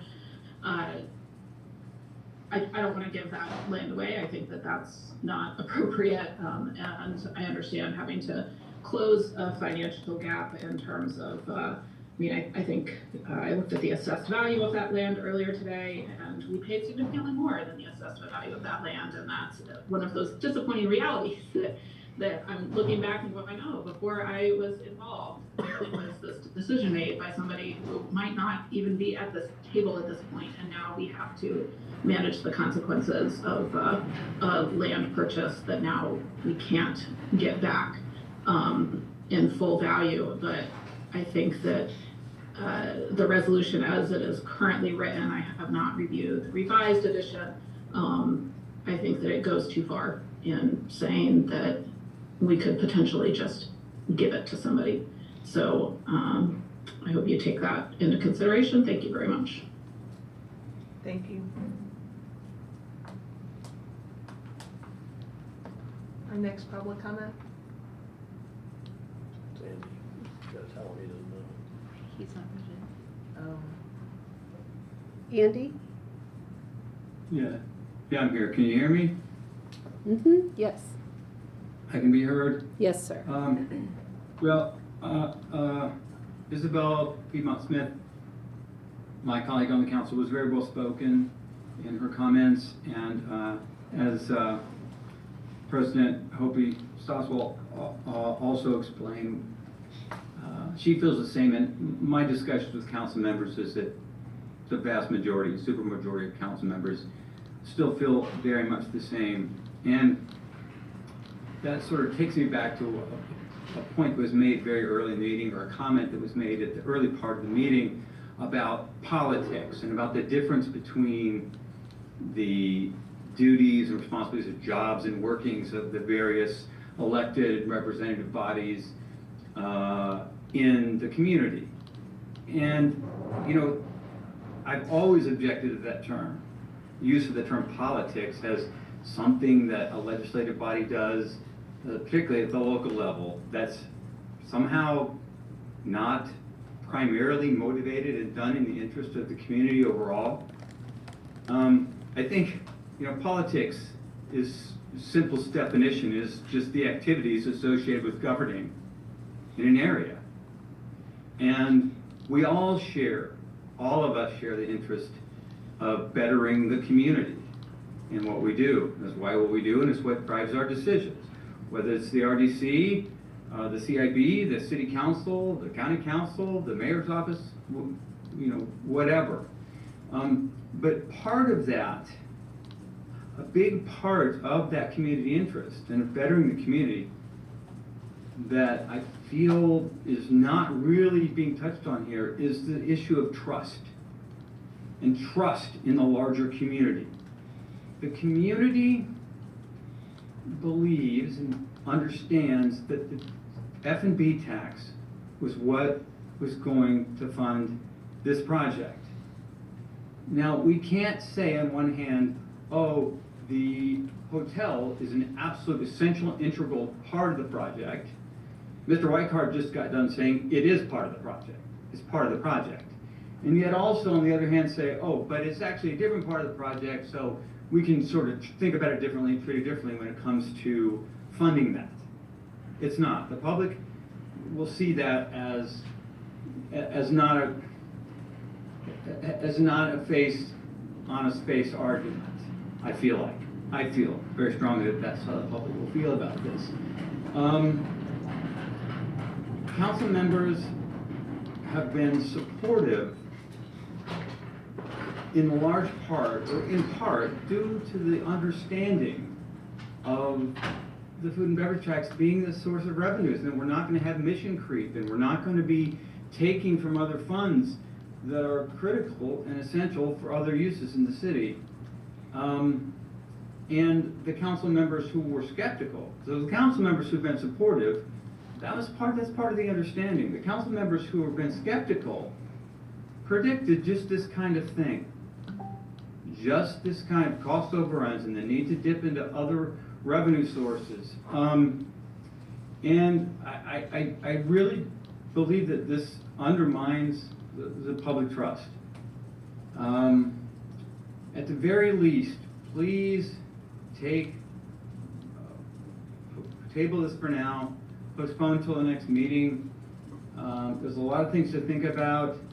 Maybe there is an arrangement. Mr. Hayes' comment supporting the idea of not giving it away, but having some kind of a lease arrangement where the city retains. Maybe there are some good options that would be acceptable to the majority of people and stakeholders, and preserve the interests of the community but also allow the project to move forward, right? But we don't, there's no time right now for a lot of us to actually get our head around some of those options. So at the very least, please postpone. One last question I just want to throw out, for example, the statement was made earlier that, well, the hotel for the convention center won't be able to charge premium pricing during events like other hotels can.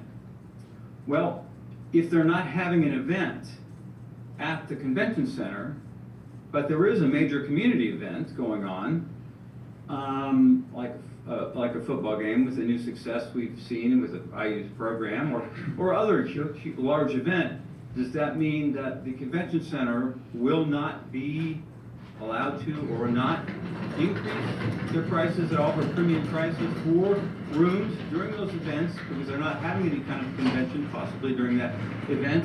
And if so, does that undercut the other hotels that someone earlier in this meeting said kind of rely on those big events to make up for the downtimes? I mean, there are still a lot of questions here. Please postpone for at least for tonight. Thank you for your comments. Anybody else online who would like to make a public comment? It appears none. So I will return it to commissioners. If you would like to have any further discussion before either a motion or a table. I'd like to see us determine which resolution we're going to look at, either further tonight or whether we defer it. We ought to land on one resolution, so let's do that. So with that said, I'm going to move for version 2 that has May in it and make that our kind of our binding document. So we have a motion on the table not to vote on the resolution, but to opt for which resolution will be part of our business agenda. I'm just restating that for clarity. So we have a motion for that. Do we have a second? Okay, we have a first and a second on opting for the revised for the agenda. We don't need to do a roll call vote because Lori is no longer online. So all in favor say aye. Aye. Any opposed? Okay, so we have unanimous approval for the revised resolution for discussion. So the next item for discussion is, do we want to vote on this? Do we have any further discussion about which, now that we know which resolution we're talking about, it's the amended version. Any further discussion about that? And at the point that discussion may be done, again, I've heard a couple different options, which includes either a motion to vote on this or possibly tabling this because of some other issues that are part of the discussion tonight, not the least of which is that while the commissioners can see this and while some of the public has seen the revised amendment, that's not universal. So I would make a motion to table this to the next meeting so that there's full transparency in regards to it. I'll second it. okay, we've got a first and a second to table this amended resolution until the December 15th meeting, where we can have any further clarity or information that's needed, again, starting with sharing the revised amendment for public circulation. All in favor? Aye. Any opposed? Okay, so that motion to table passes unanimously. I have one request, if I may, in terms of what may be on the agenda for December 15th. So certainly the revised resolution will be there. At the beginning of her presentation, Director Cooper Smith mentioned that normally a memo might accompany this kind of resolution. I think that's definitely needed here. I mean, certainly the comments we've heard today, the clarifications we've heard is all good stuff. Having it in writing for people to review, especially people who are not literally at this meeting right now, would be really helpful. So whether it's a memo that just explains a lot of the good information that we've already covered today, but just to put it in a written form that can be part of the discussion, that would be really helpful. So. Okay, that was our first resolution on the agenda. We have about 20 more. We are gonna move ahead to Resolution 25-137, approval and extension of Resolution 22-18 for construction inspection agreement for improvements along 17th Street between Monroe Street and Grant Street. It looks like we have Mr. Ayton here to talk to us about it. Thank you. Roy Ayton with City Engineering Department. These next three resolutions, as well as the last three resolutions we'll hear this evening, is they're more of a housekeeping item. These are all resolutions that have already been approved. Funding's been added for projects. For one reason or another, the project's gone over. We're asking for extensions in the expiration dates on the resolutions. The first one is for the 17th Street project.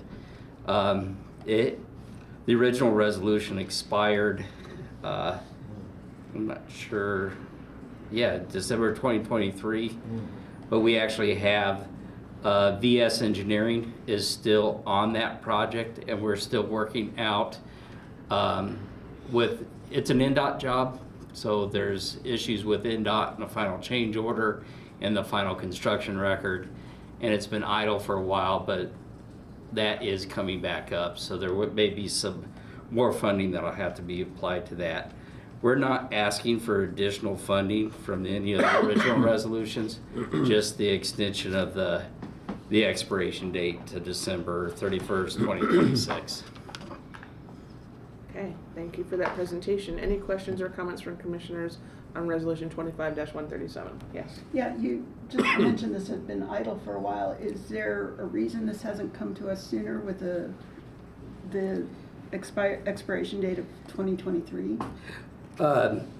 We did not realize it expired. Okay. And then when we had submitted an invoice, it was caught as, hey, this is actually expired resolution. Let's go ahead and extend it. So yeah, it was. Sorry.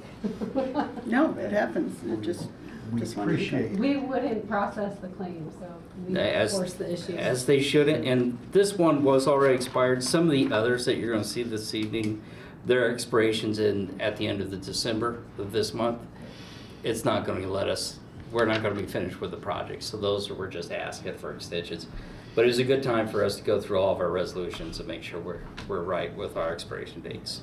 And on some of them, based upon the state additional funding, you may have to come back for something.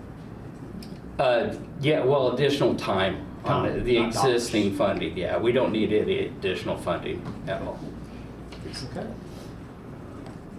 Okay, well, if there's no further questions or comments from commissioners, I'll open up to public comment on Resolution 25-137, either online or in person. Seeing none, I will entertain a motion for this resolution, please. I'll make a motion to approve Resolution 25-137, Second. 25-138, and 25-139 together. Can that be done? Well, we didn't present it that way in terms of the vote, Yeah. but we can look into that for the next resolution. So. Would you like to stay with 137? 137, I'll make a motion to approve as noted. Second. Okay, I have first and a second. All in favor say aye. Aye. Any opposed? Motion passes unanimously. Okay, so we now have resolutions 25-138 and 25-139, which it sounds like Commissioner Cassidy might like to suggest that we consider together. Since they're just time. Right. Is it still an it's just an extension of time with the last two as well? On both of these is, once again, just an extension of the expiration dates, changing in funding. But I can go over any details on either resolution if you want to. But for clarity, it is 25-138, 25-139, and then also 25-149 and 25-150, is that correct? Later at the end of the agenda, you have 148, 149, and 150. Well, 138 and 139 are basically the same project. Exactly. Yes, and it's a different project at the end, so Okay. I suggest you split them up. Okay, so we'll keep 138, 139. You can talk about both. When someone makes a motion, make clear that you're making a motion for both, and then commissioners can decide if they want to accept that motion. So, we'll listen to Mr. Ayton explain you. for the next two. So Thank you. Resolution 25-138 and 25-139 are both for the B-Line Extension project. That project was delayed for environmental reasons. It was pushed out for about a year. So once again, we had some expiration. So the two resolutions before you expired. All the other resolutions that were with that project had although expired, we've already expended the funds. We didn't need it. These two resolutions, the first being for railroad flagging, for safety flagging that's on the railroad, and then also for our construction inspection contract with the project. We're asking for extensions on their expiration dates. We will have additional invoices coming in for those two projects. Not much left, but there will be some funding. In both situations, we're asking the expiration date to be extended to December 31st, 2026, and once again, no additional or no changes in funding being requested. Thank you very much. Any questions or comments from commissioners on these two? If not, I will entertain a motion, please. Clarification. You said there's additional funding, which I assume are additional invoices that'll need to be paid. Yes. But you're not going to be in front of this body asking for additional money. Yeah, so at this point, these contracts already have a not to exceed amount. Resolutions are matched those not to exceed amounts. We're under that for what we're paying out on the contracts. So we do not need any additional I assume that's what you addendums. meant, but I wanted you to clarify it. Thank you. Okay, thank you for that clarification. If there's any further comments or questions, if not, I'll entertain a motion. Again, the proposal is that the motion would be for both Resolution 25-138 and 25-139. I'll make a motion to approve 25-138 and 25-139 for extension of time as presented. Second. We've got a first and a second. All in favor say aye. Aye. Any opposed?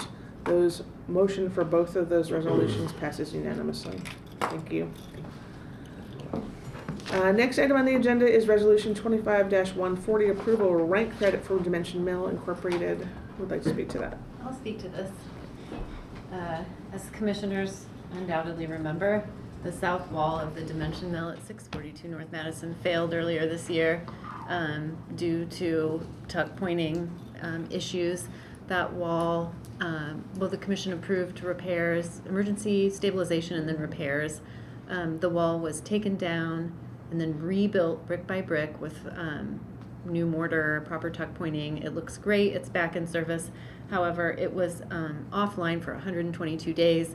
This caused major revenue challenges for the mill as that's some of their premium space that when they're leasing it, they're able to really drive a lot of revenue into their operation.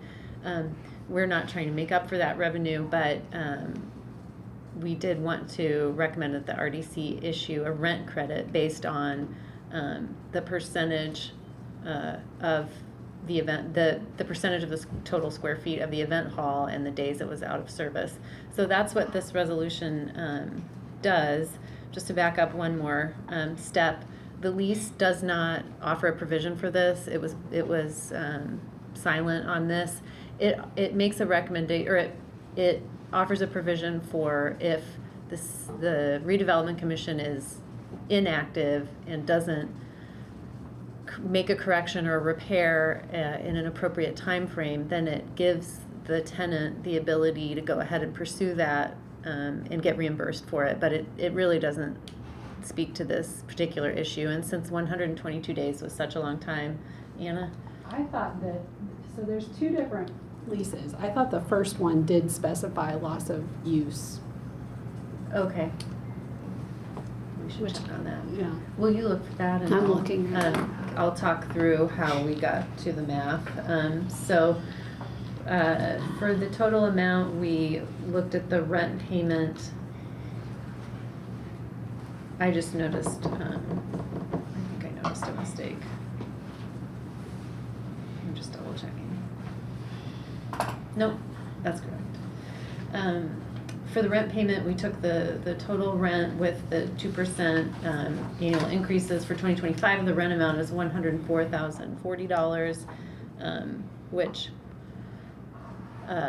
breaks down to $285 a day, and at approximately 19% of the 18,563 square feet, that yields an amount of $6,657.89. If you use, there is a slight discrepancy. If you use a flat 19%, it's less than the 6,657.89.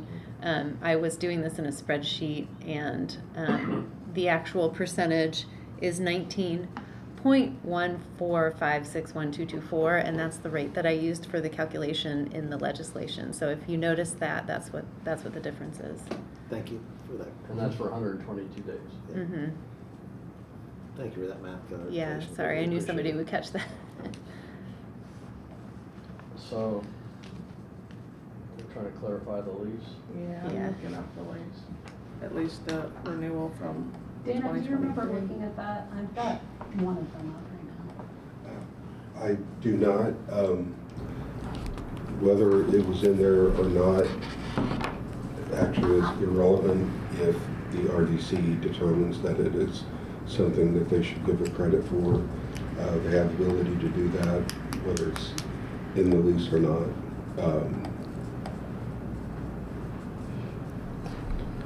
What that would make a difference is whether the RDC had to do it or not. But I do not remember. Well, I think it makes a little difference, at least in my mind. If there's language in there that requires it, I'd like to know what the terms and conditions of that requirement is. If it's not in there, then to Dana Kerr's point, I wonder if we can come up commissioners- with our, a determination. If you want to return to this item, I'd be happy to pour over the lease while you. Such repair, restoration, or rebuilding, all of which are herein called, the repairs shall be commenced within a reasonable time after such damage or destruction, and shall be diligently prosecuted to completion. During the period of repair, and so long as the damages or destruction is not caused by the tenant, tenant's subleases, members, or assigns, the rent payable by tenant herein shall abate if tenant is totally deprived of possession of the premises. If the tenant is able in good faith to continue its operation of its business during the period of repair, then the rent payable by tenant shall be reduced in the proportion that the floor area of the premises that is under repair bears to the total floor area of the premises. For example, if 25% of the premises is under repair, tenant's rent during their repair period shall be reduced by 25%. This is section 801 of the original Dimension DMI agreement. 1866. Yep, resolution 1866. Wow, what section was that? That takes care of it. That takes care of that. What section was that? 8.01. So, commissioners, you might want to consider, and Dana can give you the right language, but the whereas clause, the third to last whereas clause is not correct. So that, perhaps that whereas clause could cite, was that what number was it, Anna? 801? 8.01. So it could say whereas section 8.01. Instead of recital 4. Yeah. Okay. Or Dana, I'm so sorry. Well, we can make an amendment. Is it even necessary because we followed exactly what the lease stated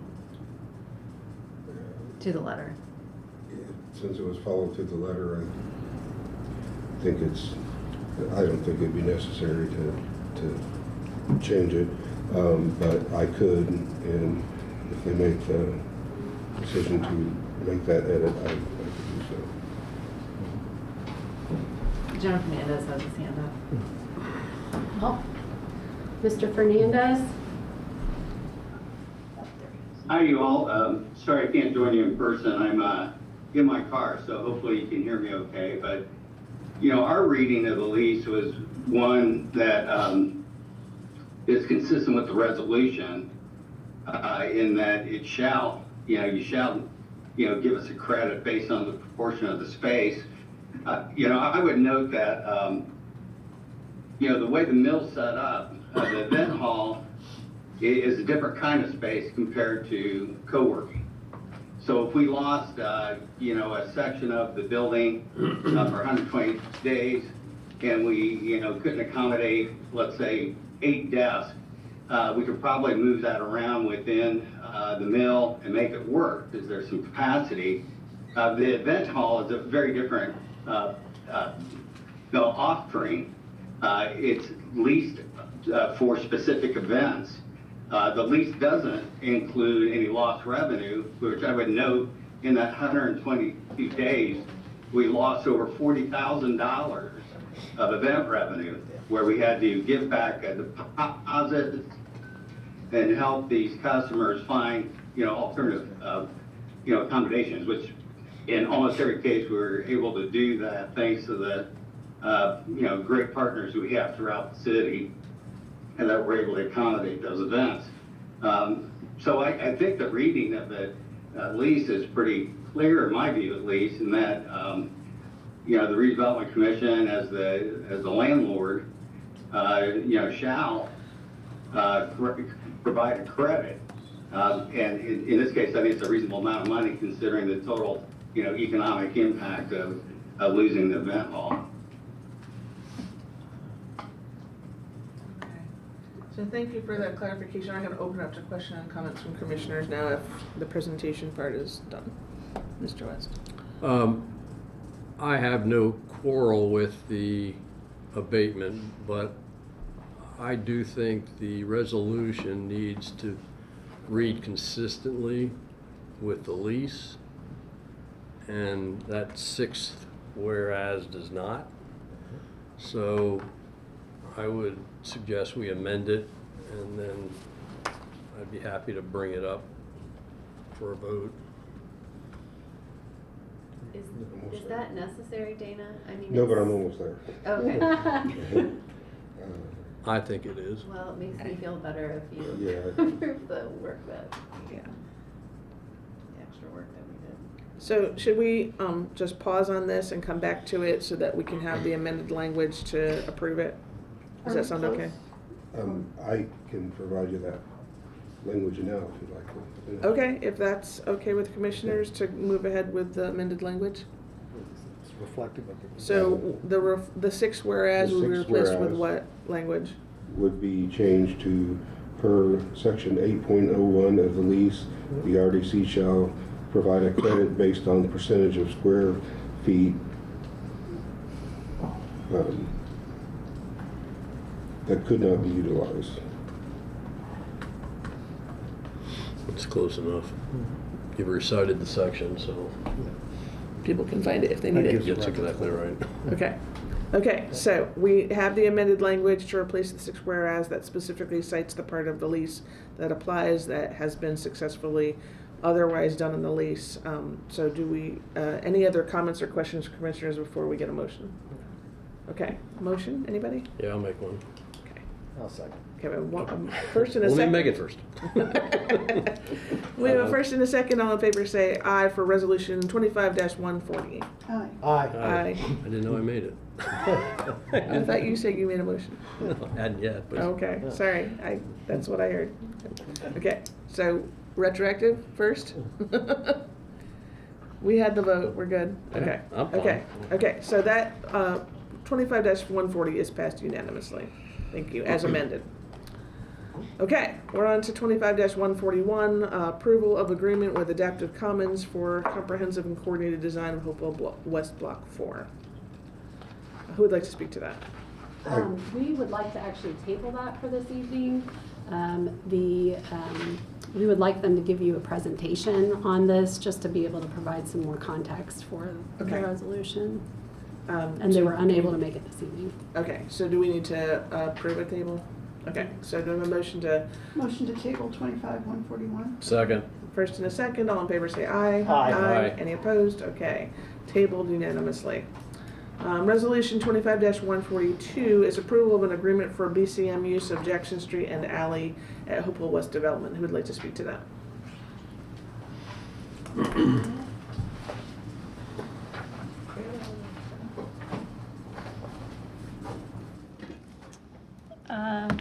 Hi, Anna Dragovich, Capital Projects Manager with ESD. 25-142 is about an agreement between RDC and BCM, who is the contractor at the core building. The City of Bloomington Engineering Department is in the process of finalizing construction on Jackson Street to the west of that building, and then an alley to the north. And what this agreement would establish is BCM's responsibility for any potential damage that they make to the street once Crater is out of there and before the street is transferred to the Board of Public Works. Because there are so many constraints around the core building, they need kind of areas to place their construction materials, set up cranes, things like that, and they are kind of landlocked into using those two adjacent streets just because they're so close to their building. So we want to make sure that any damage that does happen, we don't hope that there will be, but if there is any, we want to make sure that the RDC is covered. Thank you. Does that make sense? Okay. Any questions or comments from commissioners on 25-142? Mr. West. Yeah, I see where, and I may be, I'm practicing law again, this always upsets Dana. I see where they have they meaning BCM has an obligation to protect. Yeah. I get that. But I don't see anywhere where it requires them to restore. And I think that the language needs to be a little stronger.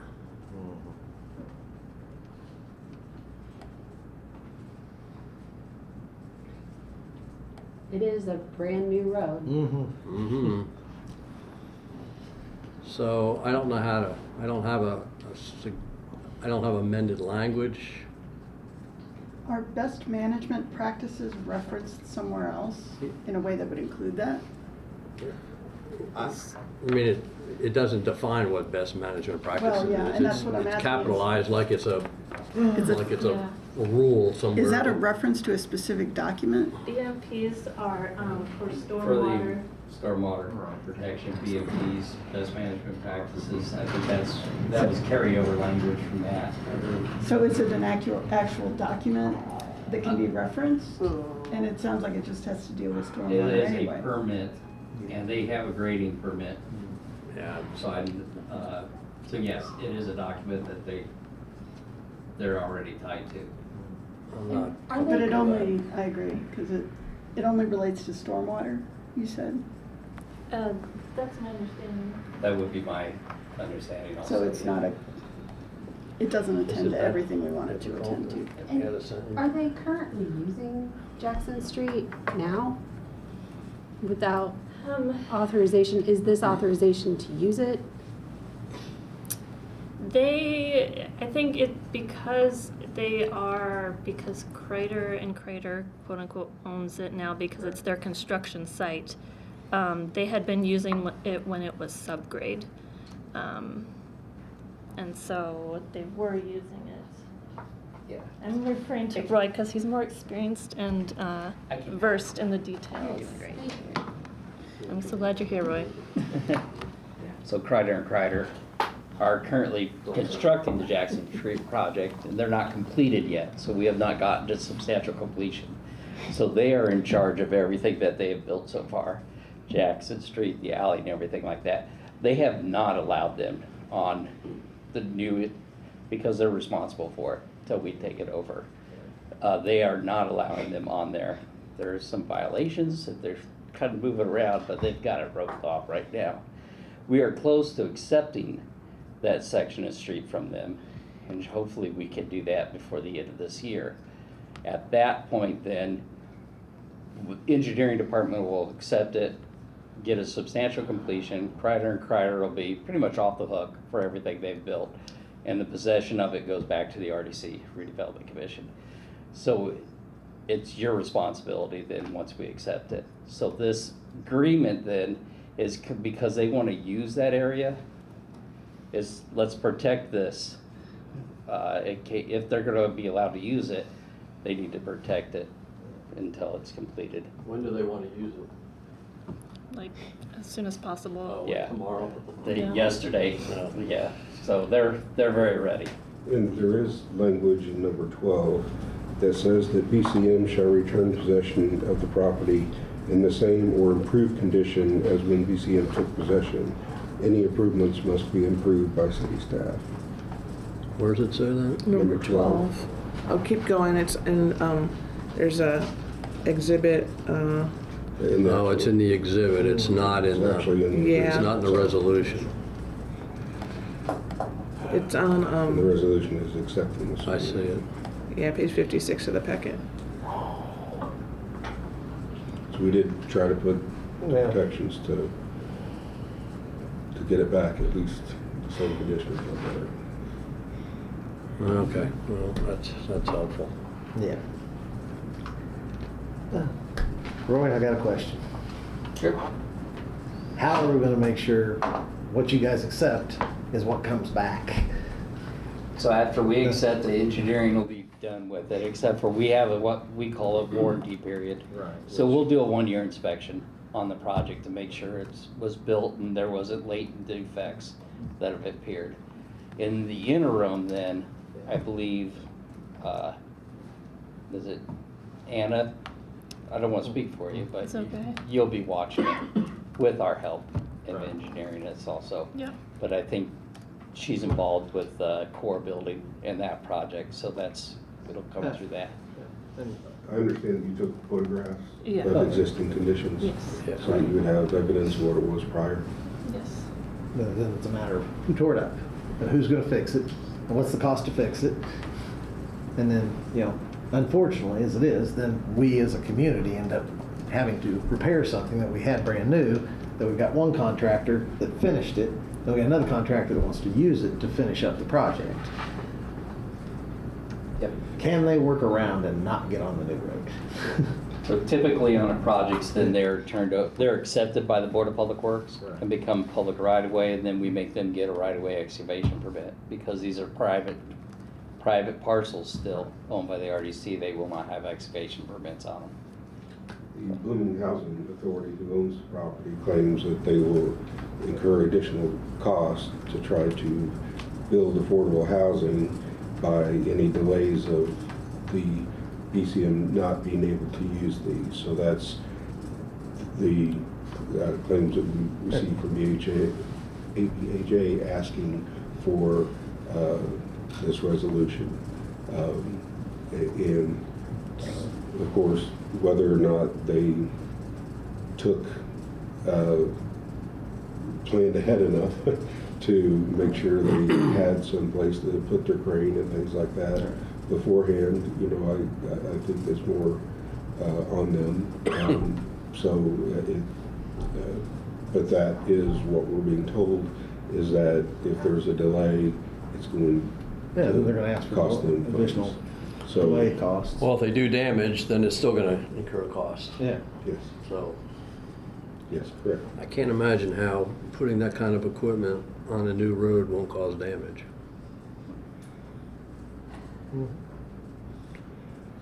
Sounds like a timing and sequence problem that they created, but yeah. And they're probably gonna try to use it anyway, if you get right down to it. Yes. Yeah, that's the realities of what happens in the construction world. So, what's a solution to make sure that we're able to financially have anything fixed without finger pointing, which, because we've got a contractor that's got a 1-year warranty period. We've got another contractor that is trying to build affordable housing, of which we have been involved because we provided the land and we provided some other incentives on that, to make sure that when it's all said and done, we have affordable housing that's right, and we have our roads that don't have to be reconstructed, or we walk out and find out we just bought a brand new car and it's got a dented door. I think you're on the right track. First of all, you establish that you're not allowed on the property until you get this resolution signed, and you have a memorandum of agreement between you and BCM, saying you understand, you break it, you bought it type agreement. Right. Then also you get what you inspect. So you're gonna have to establish that, after the project, you'll have to go in and you'll have to compare, before, here's our photos. Right. Here's your photos afterwards. And we'll have a collection of photos ourselves through engineering that's just involved with our project. Matter of fact, Kreider has a selection of photos already because they're protecting their investment as well because they have to warranty it. So if they do have a latent defect or anything that we go back on warranty, they're going to also want to prove it wasn't, if it was someone else. Right. And then if anyone else wants to get out there to make sure. And then we'll just have to remember when BCM is complete and that project's being accepted over, or the expiration of whenever your agreement is, somebody goes out there and makes sure that we're covered. Yeah. Because my understanding from Public Works is that once the Board of Public Works accepts them into their inventory, it now becomes the city's, and they must get permits to be on the property through the engineering department. So if they accept the roads later this month, then this agreement is stated that it terminates, and then it becomes an issue for the Board of Public Works to determine what they want to do. So this is a stopgap to try to get for them to continue working. Again, it is. I make no recommendation one way or another on this. Only this is what has been asked, and this is what's presented. So but you said that. So we're only looking at a stopgap for what, 3 weeks? No, I wouldn't say that. Before the Board of Public Works takes it over, is what you're saying, from that point where Kreider has completed substantial completion and it's presented at the Board of Public Works and they accept the right-of-way. The problem with that is I'm not sure that's going to happen anytime soon. I don't think we're going to be taking that plat because that would be all the right-of-way. And this is a project that you have not developed out Hopewell West yet.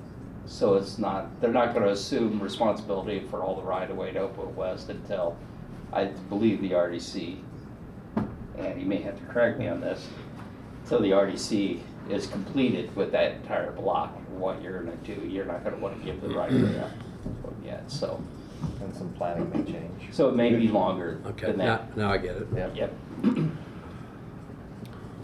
Okay. So, how do we, other than just visual inspecting and say, you know, you're responsible, you're responsible, because unfortunately, you know, in these construction projects, finger pointing occurs, and then as a community, we end up with something that is less than desirable from our end result. Is there a solution to work around it, or we have none? Because we're talking change orders to Summit, to BHA, from a scheduling conflict, if they can't do this, to work around. I'm just looking to try to figure out a solution so that the community as a whole, we don't get caught up in a. What do you mean Summit to BHA? Yeah. Well, BHA is the property owner. And Summit Hill. Summit Hill. Community Development Corporation, which, yes. you know, I may slash that as BHA, which is previously, understand. So what, I'm trying to. The question I have is, based on what I just heard in regards to BHA indicating, or Summit Development, indicating there may be a cost associated if they're not able to utilize this road to help complete the project. So we're into a financial situation irregardless. If they don't tear everything up, it's all great, but we've got. But is that our responsibility to pay for the, I don't. No, it shouldn't be our No, responsibility, no. but what my concern is that from a standpoint of the community as a whole, is that we buy something brand new, we put it in, it has a warranty period, and then someone else comes in to rightfully try to do things in a sequence. So obviously there's some schedule conflict that has occurred, because they should probably already be at this point. Yes. And then at the end, Roy and Anna have to go out and say, well, it's either fantastic or, hey, we got a problem. And then you got to determine how we're going to get someone to actually fix that problem.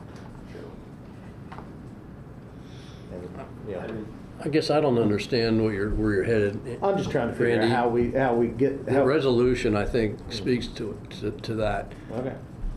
Now, I also think that we take the risk of negating the warranty. Right. Because someone else was on the property, and we're going to have the great American debate forever as to as to whose responsibility it is. I'm not particularly in love with doing this, except that I know the end product is something that we're really trying to achieve, but I think we're, because of their bad scheduling or whatever the case may be, you know, we're stuck approving something that's not really in our best interest. So What's the consequence if we didn't pass the resolution? they'd have to figure out a different way to do it. Either that or they use it either way and we have no protection in the writing. Well, if they use it, I mean, they just use it. I mean, have you been on a job site before? As soon as you get a place that's out of the mud, they're on it. You're listing our concerns with it as well. They're running into a phase now where they're gonna start doing their subs, their electrician, their plumbing, their drywall people, each of their own companies, and all of them are gonna park wherever they can park. It will be as close to the building as possible. It's gonna be nearly impossible for us to keep everyone off. This way we assign a responsibility to somebody. BCM is the general contractor for it. All the subs are under that general contractor. Let them watch and let them be responsible. They violate this agreement, then you have something to prosecute back on to the what. Okay. No good resolution, but we have to get the building built and we have to have our roads. This may be the most protection that we have. And you've got good pictures and you've got good experiences. And Anna's gonna go out there every day. Oh, good. Okay, Well, do that we makes all feel the like we've difference. reached Yep, a we're good. level of Okay. satisfaction for questions on 25-142? If so, I will open it for public comment. Anything online or in person? Seeing none, I will entertain. Margie's got her hand up. Oh, Margie, do you have? Oh, sorry, I didn't see that. That's a cursor. Oh, is it? Oh, Is it? well, it's white. It's a cursor. Yep. Yeah. Okay. Okay. It was positioned on Margie, but she was like, "Not me." Okay. It's an arrow. So there are no public comments. We are now open for a motion for Resolution 25-142. Move approval of resolution 25-142. I'll begrudgingly second it. The first and the second, all in favor say aye. Aye. Any opposed? Motion passes unanimously. Since we are now well past the 2-hour mark for this meeting, I'm going to invite a momentary break of like 3 minutes just to kind of catch your breath, whatever you need to do, but be back at 7:21. 3 minutes. Everybody good? Can we jump back into action? Christina's still out of the room. Oh, I Christina? can go ahead and start it. I would suggest taking the resolution 25-143 through 147 or 146 together. They're all just renumbering. Okay. Yeah. Thanks for that That's a recommendation. good idea. All right, I just. Recording in progress. Okay, so we have had a we are now on resolution 25-143. We've had a recommendation from the director that we take 143 through 147 together. 146. 146, I apologize. Because they all are the same kind of renumbering of this. So I will invite you to talk about that now to us. Yeah, we got a request from John Fernandez and team to renumber some of the units at the Forge for ease of mail service, I believe it was. Yeah. So Bloom was originally Unit 2. They would like to go to Unit 200. Folia was Unit 4. They'd like to go to 103. K23 Films was Unit 5, now going to Unit 104. Vivum, it was Unit 3 going to Unit 201. So this is just that amendment. Yeah, so each lease would need an amendment to amend the number. Mm-hmm. So any approval of the 4 leases would be approving the renumbering at the. Okay, so you got the gist of the next 4 resolutions. Any questions or comments from commissioners before we make a motion? Yeah, just quick question. This may be for John, he's still online. I assume these new numbers were set up by someone other than the tenant just randomly picking a number. So this is some sequence that's going to work going forward. He's gone. Yeah, Jen, I can speak to that. This is, this is on me, frankly. I mean, as we were doing the leases, we were basing the unit numbers almost on a time basis of when someone came in and leased. And as we were developing our internal directories and internal signage, we thought it would make a lot more sense to come up with a rationale and a structure for the suite numbers or unit numbers that were more effective in terms of like wayfinding within the building. So that's the proposal we came up was to have everything on the first floor, starting with the 100, and everything on the second floor with the 200, just to simplify things. So, apologize for having to come back and spend the commission's time on these amendments, but it'll make I think, a big difference in just terms of how the property is presented to tenants, but also to their customers. Thank you. Okay, with that clarification, any further questions or comments from commissioners? Otherwise, I'll entertain a motion. I'll make a motion. I move for approval for resolution 25, 143, 144, 145, and 146. Second. We've got a first and a second. All in favor say aye. Aye. Any opposed? Motions pass unanimously. Thank you. Thank you. Okay. Okay, so we are now on to resolution 25-147, which is the approval of a first amendment to the 2024 CDBG Physical Improvements Grant Agreement with New Hope for Families. It looks like we have to speak here to that. Yeah, Matt Swinney with Hand. This is just an extension of the agreement to December 31st of 2026, much farther than we should need, but basically due to prior issues with environmental reviews for previous projects, it's kind of shoved the current project back farther, so we had to extend the agreement. And I would note that because of extending the agreement, legal has changed some of the wording in our agreements, our base agreements, and so felt it prudent to bring this wording into line with our new set of wording as it relates to a recipient of the grant. Except for a second. Okay. You can get it done by this time next year. Yeah, it really should be spring completion, but in the spirit of doing it once, we decided to push it out farther. And just for the public benefit, this is CDBG funding, this is not TIF funding, so just so we're. Thank you for that clarification.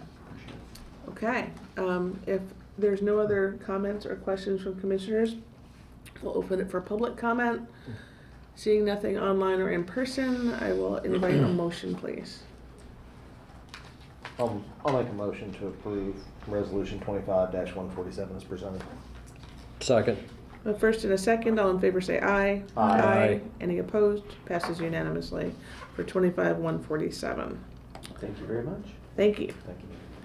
Okay, we are now on to, and this is a question, if 148 through 150 are comparable for grouping, because they appear to all be with extensions for the same project.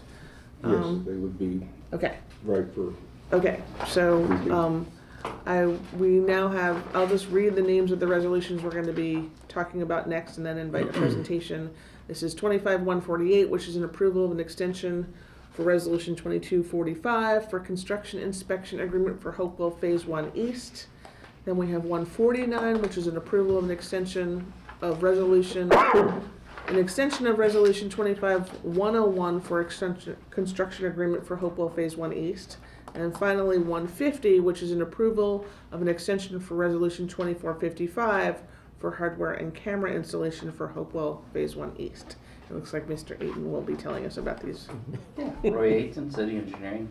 All three resolutions in this package would be for the Hopewell East project, the construction inspection, and the camera installations that went in around the park area. All three of the resolutions were for agreements that, although the agreements are still active, the resolutions had expired. The expiration dates are at the end of December, I think, for all three of them, December 31st, 2025, and we're asking for extensions of the expiration dates for the resolutions to December 31st, 2026, and all three of these, we are not asking for any changes in the funding levels for the agreements. Okay, thank you. Any questions or comments from commissioners on these three resolutions? Hearing none, I will open it for public comment on resolutions 148 through 150. Seeing nothing online or in person, I will entertain a motion for these extensions. Move approval of resolution 25, 148, 149, and 150. Second. The first and a second, all in favor say aye. Aye. Aye. Any opposed? Passes unanimously for 148, 149, and 150. Thank you. Okay, new business is concluded. Anything for general discussion? Yes. So we've deferred two resolutions. Resolution 25-141, I think we've got somewhat of a plan in place whereby staff is going to make a formal presentation and do whatever magic you do, but it will have a lot more information. We deferred 25-136, but I think that there needs to be some discussion about what we're going to do with this 2 weeks besides everybody trying to wrap their head around it. It seems pretty clear that there's some miscommunication or no communication between various parties. I don't know whether we want to host a meeting or what.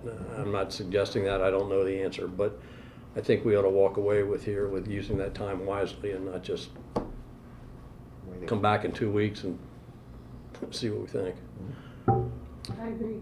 We did request the memo, which of course might just be part of, at least default part of a packet, Right. which would make it part of the same time frame. So I'm just interested in that suggestion of what kind of options there might be for perhaps a more informal opportunity to share information, if that's what you're suggesting. Yeah, exactly. Not You know, it might even be the memo is available before the rest of the packet is, as a way to kind of have the talking points to talk through it, because I think, again, having a written or printed or visual version of something is helpful for people, in addition to any chance for further discussion, conversation. So I'm seeking proposals from staff of what that might look like. Of course, scheduling it and locating it is the next part of that, but and trying to get on council. If we were talking about a potential work session or an executive session with like council, I have found it quite difficult to get onto their calendar.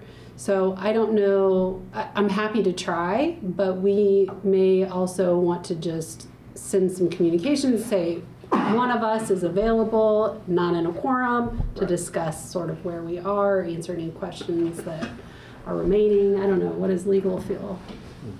Yes, you definitely wouldn't want to do any discussions in a quorum.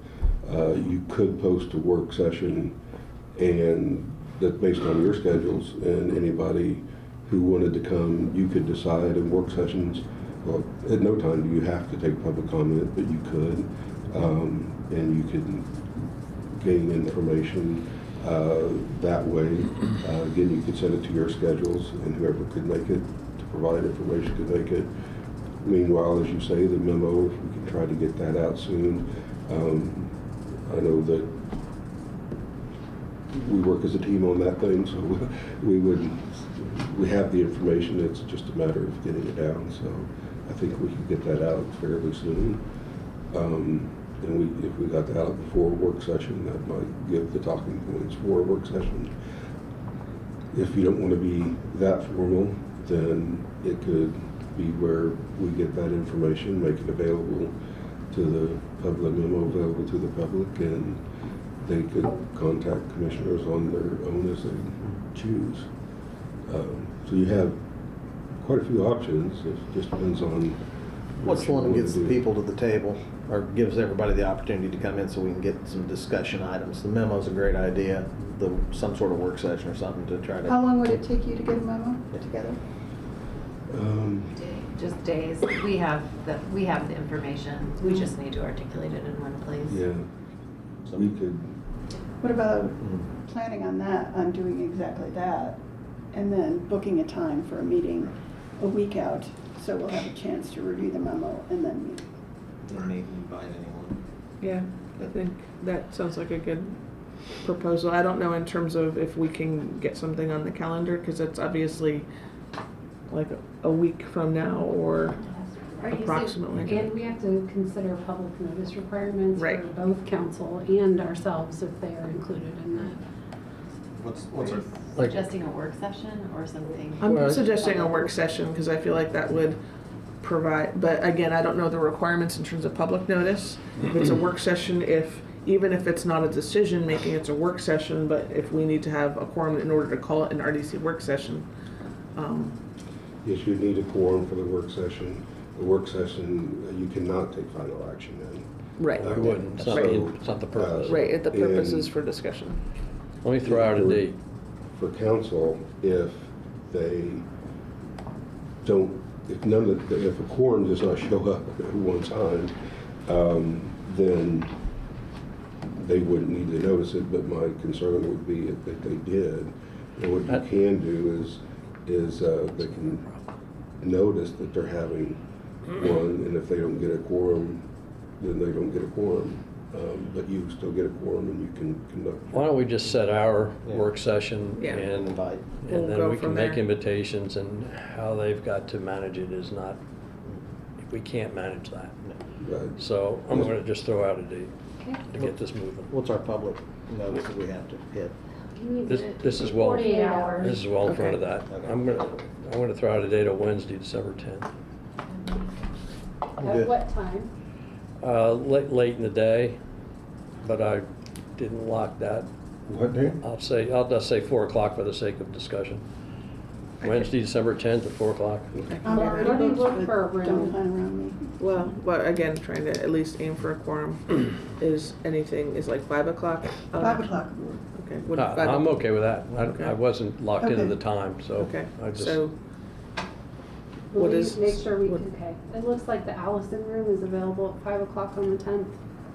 Which So- one's the Allison room? It's the one upstairs. It's the one we always use? Mhm. Oh, yeah. Council chambers is open, but they have a meeting that night at 6:30. So What's Allison room's for? yeah. you're gonna hold it Yeah, for the we can. public notice? Yeah. Yeah, okay. So it gets on the kiosk.